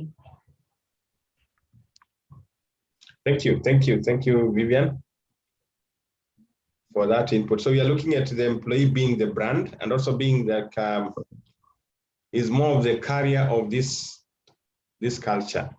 But I think also you mentioned something which is very important when you talk about aligning and integrating, so that the people are the ones that will drive it. Because as we say, the success of a business depends on the people, not even the person that leads it, but also the people that have they're carrying out that process. They're actually embracing that process to the end. So when they drive it, then they're the ones that will ultimately make the leader to say we've succeeded. So it is it's a very critical aspect when it comes to the embedding of the culture. So thank you very much for the input. So that even I think weighs in clearly also with this point on measurement or management of the process as it's integrated, because we are looking at the day-to-day management of the business, and how does that lead to what is it that we are looking at? What sort of activities are people engaging in? What sort of tasks are people doing? And that's why we're saying, like in this other point where we are saying we should involve as many people as possible, because they're the ones that are the custodians of that message. They're the ones that are custodians of the work. And therefore also we need to review the measures regularly. We need to review these measures because from the onset, we said at times what I may be doing this year, it may not necessarily be exactly what I did last year. And therefore we keep on reviewing these measures. We need to keep on reviewing the measures also as per the changes in the market. We have regulations, we have new demands at work. What do they dictate? So whatever is dictated by the new demands at work is what informs our changing in what? In all these systems. It could be an IT system, it could be a HR system, the theory of the business as it's defined, but then how does that lie within the organization culture? Now, if you look at the HR systems that are aligned, of course, HR system, we're just looking at the HR process, the HR functions being automated. That's what we call a system.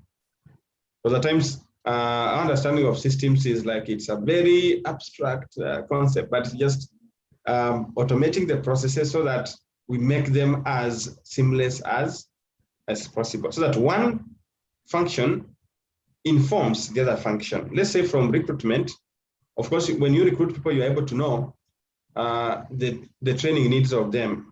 If you have a very experienced person, of course, your training will also be determined by the experience that the person has. If you have people that need to be trained, maybe they are not very experienced, then again, the type of training that should be determined will now be informed by the kind of people, the caliber of the people that you hired.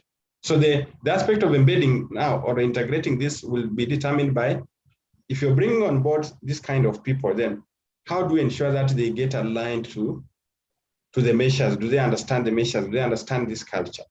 Otherwise, if that does not work, then it will affect the embedment of the culture. And at times, that's where you hear people saying that they don't know what they are doing. They look confused. At times, people say, I'm confused. Even when I look at my measures or my targets, I don't know exactly what I'm supposed to do because of lack of alignment. And usually that one we attribute it to the lack of alignment between the main strategy and also the work plans that are happening. Because now if that's not clear, then you find people asking themselves that they're a bit confused. They don't understand what is expected of their role.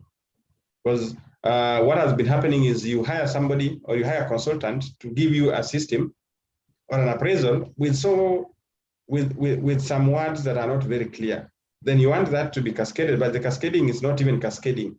You're just duplicating.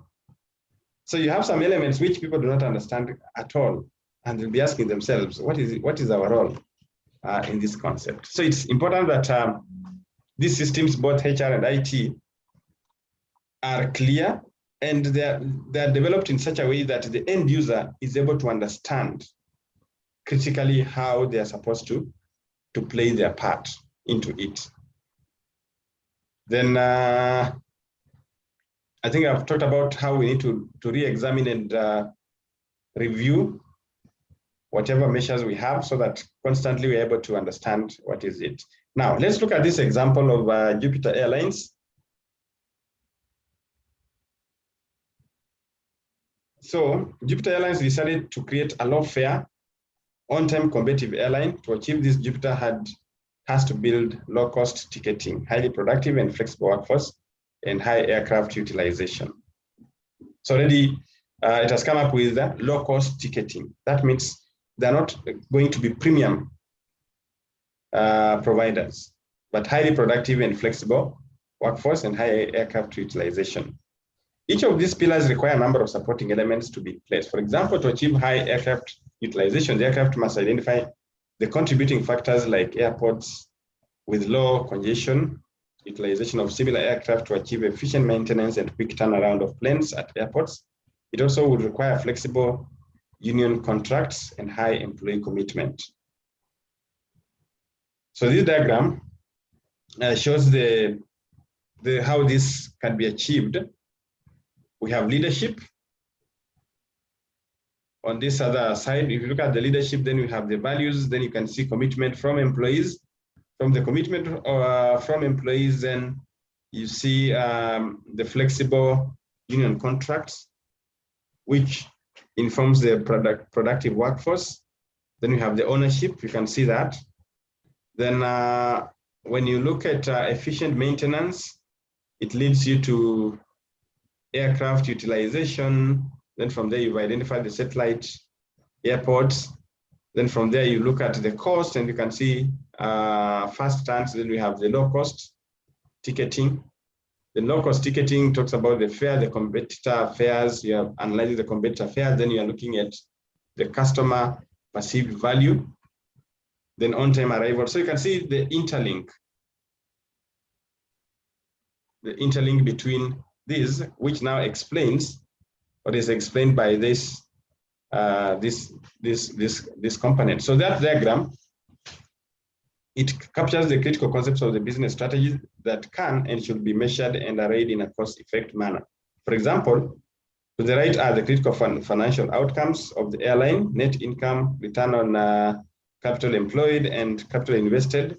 These in turn are driven by a number of market measures such as market share and customer perceived value, along with several operational concepts such as aircraft utilization and the cost. So this diagram gives a hint of the driver result map of what this airline purposes to achieve. And you can see the interlinking of that. If you want to be low cost, then what needs to be done? You need to compare what is it. Then you need to identify which are these airports that you'll be using at. But if you look at the map key, we have the people, then we have the operations, then we have the market, and we have the financial. So you can see where the people are. From leadership, values, employee commitment, that's the people. Then operations are in blue. Then the market is in light green. Then the financial is in pink. And you can see the interrelationship between each one of them. So this is just a typical example of how a result-based strategy can be mapped out. So in turn, the customer concepts are driven by operational concepts such as on-time arrivals, and people concepts such as work productivity. Finally, concepts such as productive workforce are driven by other employee drivers such as leadership, flexible union contracts, and employee commitment. So while the map may appear complex, it's actually a simple representation of these companies' key competitive promises, all captured on one page. The map provides a balanced picture, not only because all the key stakeholders are represented from left to right, there's also a balance between results and drivers of these results. So this communicates management's belief about what drives business performance. Finally, there is also a balance between long and short-term focus. Concepts such as net income can change rapidly, while concepts such as leadership and employee commitment are slow to develop and change. But nonetheless, they require actions to enable them to improve. Now, on phase 2, which defines what exact performance areas must measure, it decides how exactly they measure them in addition to designing technically correct measures. It provides an opportunity to test and validate the theory of the business, as well as the opportunity to build increased understanding. So as an example of phase 2, as shown in the next slide, it involves one of the airline concepts depicted in phase 1, on-time performance. As you can see this template, each measure should have a clear definition, clear formulas for calculating the measure baseline, and benchmark information to understand the past and the current performance of high performance organizations, and clear targets. Now, this is a diagram that shows we have the people, we have the process, now we have the market, and we have the finance. That's a diagram that illustrates having the right measures behind the map. Then we have now a creation of the right measures behind the map, and you can see the interlink of that diagram. The concept, if you look at that box, we have the concept name on-time arrivals. Frequency of that is monthly. The formula is number of flights arriving at the gate, total flights scheduled per month. Then individual departures, departments with primary responsibility. We have the department, which is logistics. Then month cost of implementation, best practice, information, and order. So this diagram now shows you how you can identify the performance measures. You're looking at when, period, the duration. You're looking at the number of flights. How do you track that? Who is responsible? And also the baseline performance. So this generally gives you the outlook of doing that. Then when it comes to cascading, that using an example, and look at that. We have the vision, the goals, the results, drivers, and my role as an individual. So you look at that cascading, and you can see from the enterprise at the top, we have the functions, the divisions, the departments, teams, individual accountabilities, and the capabilities. Now, this gives you that real-time illustration of how cascading is done. So that process will require effective communication from the top. Employees at each level create their own model for day-to-day decisions. So when they understand the linkage between the actions and the company strategy, the resulting changes in behavior are therefore very powerful. Then it's important that the strategy is translated to accountability level of teams and individuals. In this case, the key accountabilities of GATE agents can directly link to on-time arrivals, one of the core strategic performance measures for the enterprise. When you look at alignment, then you can see how the alignment of what activities happen. This is just trying to break down the various activities now using the embedding process and how it's done. Then from there, success in each accountability requires certain competency, e.g. negotiation and communication skills are essential to establish clear, meaningful individual and team performance goals. It's also important to identify the coaching needs of individuals for their respective role. This provides a direct template for recruiting, selecting, and promoting the people. So when you're embedding the measurement, as we said, it has to be continuous.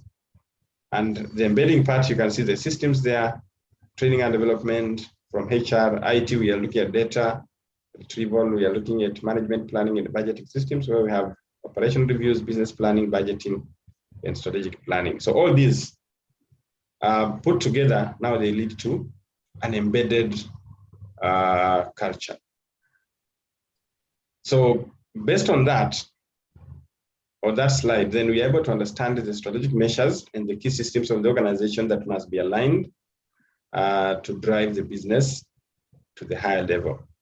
So by this, you find that Jupiter Airlines has been a stellar performance in the last decade with close alignment between strategy, measures, and incentives. This is the example of how you can derive that. It's just a worksheet on how that can be done. And you look at the value where you can have it on this matrix, the value matrix.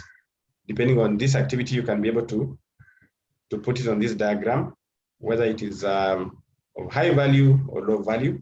Then you can always focus on what are these high value aspects that they need to be prioritized. Then also these supporting ones that at any given time, you find that there'll be more supporting the high value. Good. So that is it, ladies and gentlemen.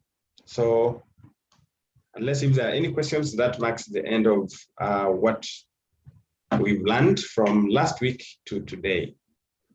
So thank you very much. Unless now I can take some questions. Otherwise, I will expect that now we go and do more. As I said, knowledge is not just learning more, but also doing more. It's about doing more. What is that you're going to do to translate whatever we've learned into actions? So thank you very much, and can get comments or questions as we close. Otherwise, thank you for your participation and for sharing the experiences that you've had in your various organizations.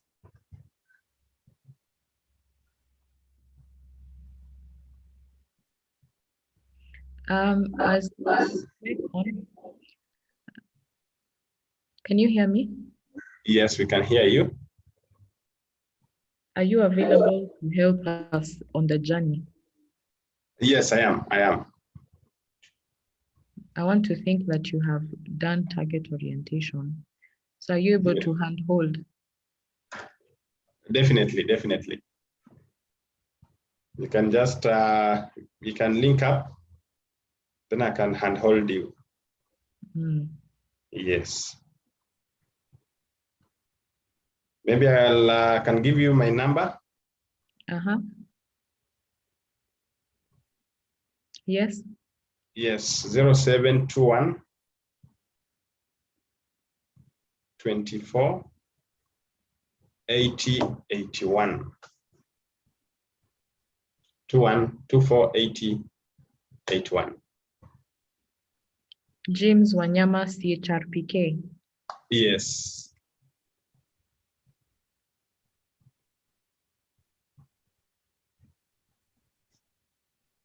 But I'm sure you're many things beyond the CHRPK.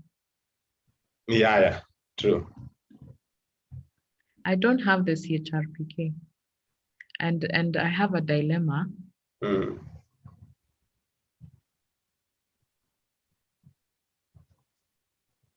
Because it's like it's been made compulsory to do it. And from what I see, it's a repetition of what you've done. Of what I've done. There's some things I haven't done, but I have to pay for those exemptions. I mean, it's a very expensive exercise, and pay for the classes and pay for the exams and at this point, I'm wondering, does it add value other than having the title CHRPK and being gazetted? I think it would help being a practitioner. Pardon? Yeah, in fact, that takes you back to the question whether I was saying, you know, you have even right now we have so many CHRPKs, but then they're not practicing. So that's where yet they're supposed to practice. So it's about if you pursue something, you need to pursue it with an intention. You're pursuing it because not just for compliance, but also do you want now to actually utilize it into action, or you just have it put before your name? So it's a challenge that people need to look at themselves. That when you're doing this, are you translating that into practice? But anyway, that's a conversation. I know it can be so debatable depending on also on the motive, and also because if somebody is doing it for compliance, and maybe somebody also is doing it because at the workplace or in the scheme of service you're supposed to have it. So you see, now those are the different aspects to towards that. But I think it's something that needs to be done. Anyway, that curriculum has been reviewed. I think from 2022, there's going to be a new curriculum for CHRPK. Yes. Again. Yes, a new one, because this one has had its own challenges. So it has been refined. So some of the courses have been merged, others have been done away with, so that to just reflect the current trend. So there'll be that communication. I think that we are still taking part in we are still reviewing that. It's almost being out. I think we are finalizing on the participation stakeholders, but very soon it should be out for starting now next year. But it's it's 2022. It's an improved version of the current one, actually. So you did the old version. Will you have to read the new one? No. Even those who did the old version, if somebody wants to study CHRP under the old version, this July intake is the last one under the old one. Then from January it will be the new one. So whether you did the old one, then you don't have to do again the new one. This is very interesting for me because If I'm to share my personal sentiment, that I remember I want to be compliant, but looking at what is needed and the expenses and thinking, do I need it? I mean, and put it on hold. I think I would rather spend money learning another skill rather than HR. Yeah.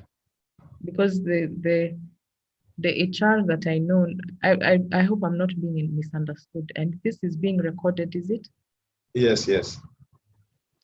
So I should be careful what I say. But I don't see the record button. Oh, I'm on YouTube. It's live actually. So who is listening on YouTube? I'm niko kwa mtandao. Yeah, these sessions are live, and also they are recorded into the learning management system. And I think you can still access it after this. Just log in and access through the learning management system.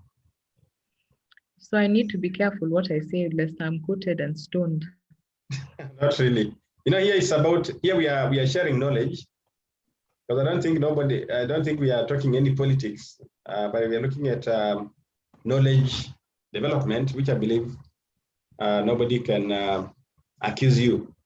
It's all about the aspect of what is that we are sharing with regard to growing in the profession, the journey towards the profession and all that. I think for me, that's why we have these sessions, to learn from each other. All right. Thank you for sharing with us. I think I've enjoyed let me just check. I wrote it down somewhere. My feedback. I believe there'll be an evaluation after this, but I want to tell you that I've enjoyed the fact. Let me look for the page where I wrote it. Oh, I wrote it in my notebook. Okay. I appreciate the fact that you're practical, that you're giving us practical things and not churning out textbook stuff. It could be from the textbook, but that it's practical and giving illustrations and the graphics you're using. And that I would have loved to hear more from other people in the class, not just me. That people, Suzuki Mutai, I see you. Robert Okumu, I don't know whether you spoke. Robert spoke. Robert actually spoke. Then Priscilla. I think the only person that was quiet today was Hussein and Kibet. Is it possible to get everybody to say something, at least one thing we've learned? For the benefit, I can't be sharing and others are quiet. I don't know what you've learned. Or in fact, you're the one who should ask that question. But I am curious, what have they had? What have they understood? What yes, I think Kibet was responding. Kibet, we can hear from you. Thank you, James. Good morning. Good morning. I've been following very insightful session from you for the last the orientation 1 and orientation 2. Yes. And what I've learned is that you've chosen the topic to be target orientation, but what I've seen is performance measurement, measuring performance for organizations, which is I think it's an area that all of us as HR people, most of us who are HR people should practice it all the time in the organization, so that the issue of culture, and I think those who are working in state corporations or government ministries will agree with me that the culture of working 8 hours a day, or having saying this is you need to come at 8 and leave at 5. At 5, yes. According to this topic, that kind of giving time is is not the best, because people will come at 8 and leave at 5 without showing tangible anything. Yes. Performance, or what have they done from 8 to 5. So if we can allow this measurement, we measure, even if you come for 2 hours and you tell your supervisor, this is what I've done and I achieved this, then I can do something else. Yes. Which is, it's a very important topic, but we need to implement it within all the state organizations. In private, I think it's working. So I've been following and very insightful. Thank you very much. I was somewhere doing something, but I followed closely. So I was following you, Jess. Thank you. Thank you, Kibet. By the way, I'd like to, because we've been on this session together. From the Zoom, I can see we are 15 now, but earlier on we were about 18. Yes. It would be nice to know what we are implementing, and share experiences in future about what we're implementing in relation to task. What's the topic again? Target orientation. Yes, target orientation. It would be good for us to share experiences as I see Lucy Ofula, Priscilla Gitu, Suzy Kimutai. I don't know. Maybe that's, I think, maybe you can take that as our next action point, maybe the next training, because I can see it's already 11:30. It's 11:30. Yeah. Oh, 11:25. James. Yes. Let me just add on what was it Kibet said? Yes. Because I work with the government. I work with a corporate or with state corporation. Yes. And I think that the culture of 8 to 5 is finally or slowly coming to an end due to the COVID-19. Yes. Yeah, it has brought a lot of changes. And you see they've introduced flexi hours, working from home. So this culture of 8 to 5, I think will soon change. And I don't know if there's anybody who works with, is it Kenya Times? It's people of tax. Those ones, I think they've already implemented. I think they clock in. So long as you clock your 8 hours, you're good to go. Yeah. Yeah, so in fact, nowadays, yes, true. Yes, given time, I think it will catch up all of us. Thank you. Thank you, Priscilla. May I make a request? Yes. I don't know who can, if we could share contacts with each other so that we are serious. Honestly, it saddens me that we are going nowhere. What are we building the nation or doing nothing? See, tunaamka, there's a song that used to be sung to jenga inchi. I don't know if there are many, but we are building the nation. Are we really building the nation? In different capacities, yes. We need to do that. But I agree. I also agree with Priscilla and Benjamin Kibet. I think when COVID came, COVID has had its own negative connotations, but I think it has transformed organizations. The leadership has been shaken, and here we are. People have been working from home. People have been attending meetings virtually. People have been monitored. They've been working and all that. Systems nowadays, you clock in from the laptop.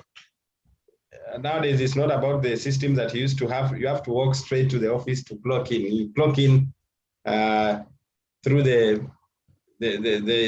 online platform. So I think we're experiencing this paradigm shift, which is very key. But now, as okay, Dwayne, Vivian has said, I think we need to enhance this. And I don't know, Vivian, are you in this on the? I know SHRP has a platform. Yes. Which I believe if you're in that platform, I think I usually see very interesting conversations on that platform. I'm on the platforms, but what I'm saying is the specific people that have attended your training. Yes. The very specific ones of us. I'm on those platforms. I'm on Telegram, I'm on WhatsApp, but I'm talking about this particular training. You've trained 18 of us or whatever number. Yes. Yeah. You need to hold us accountable that you haven't said the things you've said, and we still go back. We return to the go back to where we were. Okay. We could become the influence of seeing how, in the same way, I don't know who challenged me. I don't know if it was Priscilla or Lucy who was saying they wish they were in my shoes. Was it Lucy or Priscilla? Yeah, I was saying I wish I was you, because this is an opportunity. God has opened up for you to actually start the consulting that you needed. And if you're working somewhere, I am thinking, I know when you call James, he will give you some more advice. But to me, how I'm looking at it is that you can be able to offer consultancy from where you're seated. Yes. Thank you. Absolutely. Thank you, Priscilla. All right. Anybody else?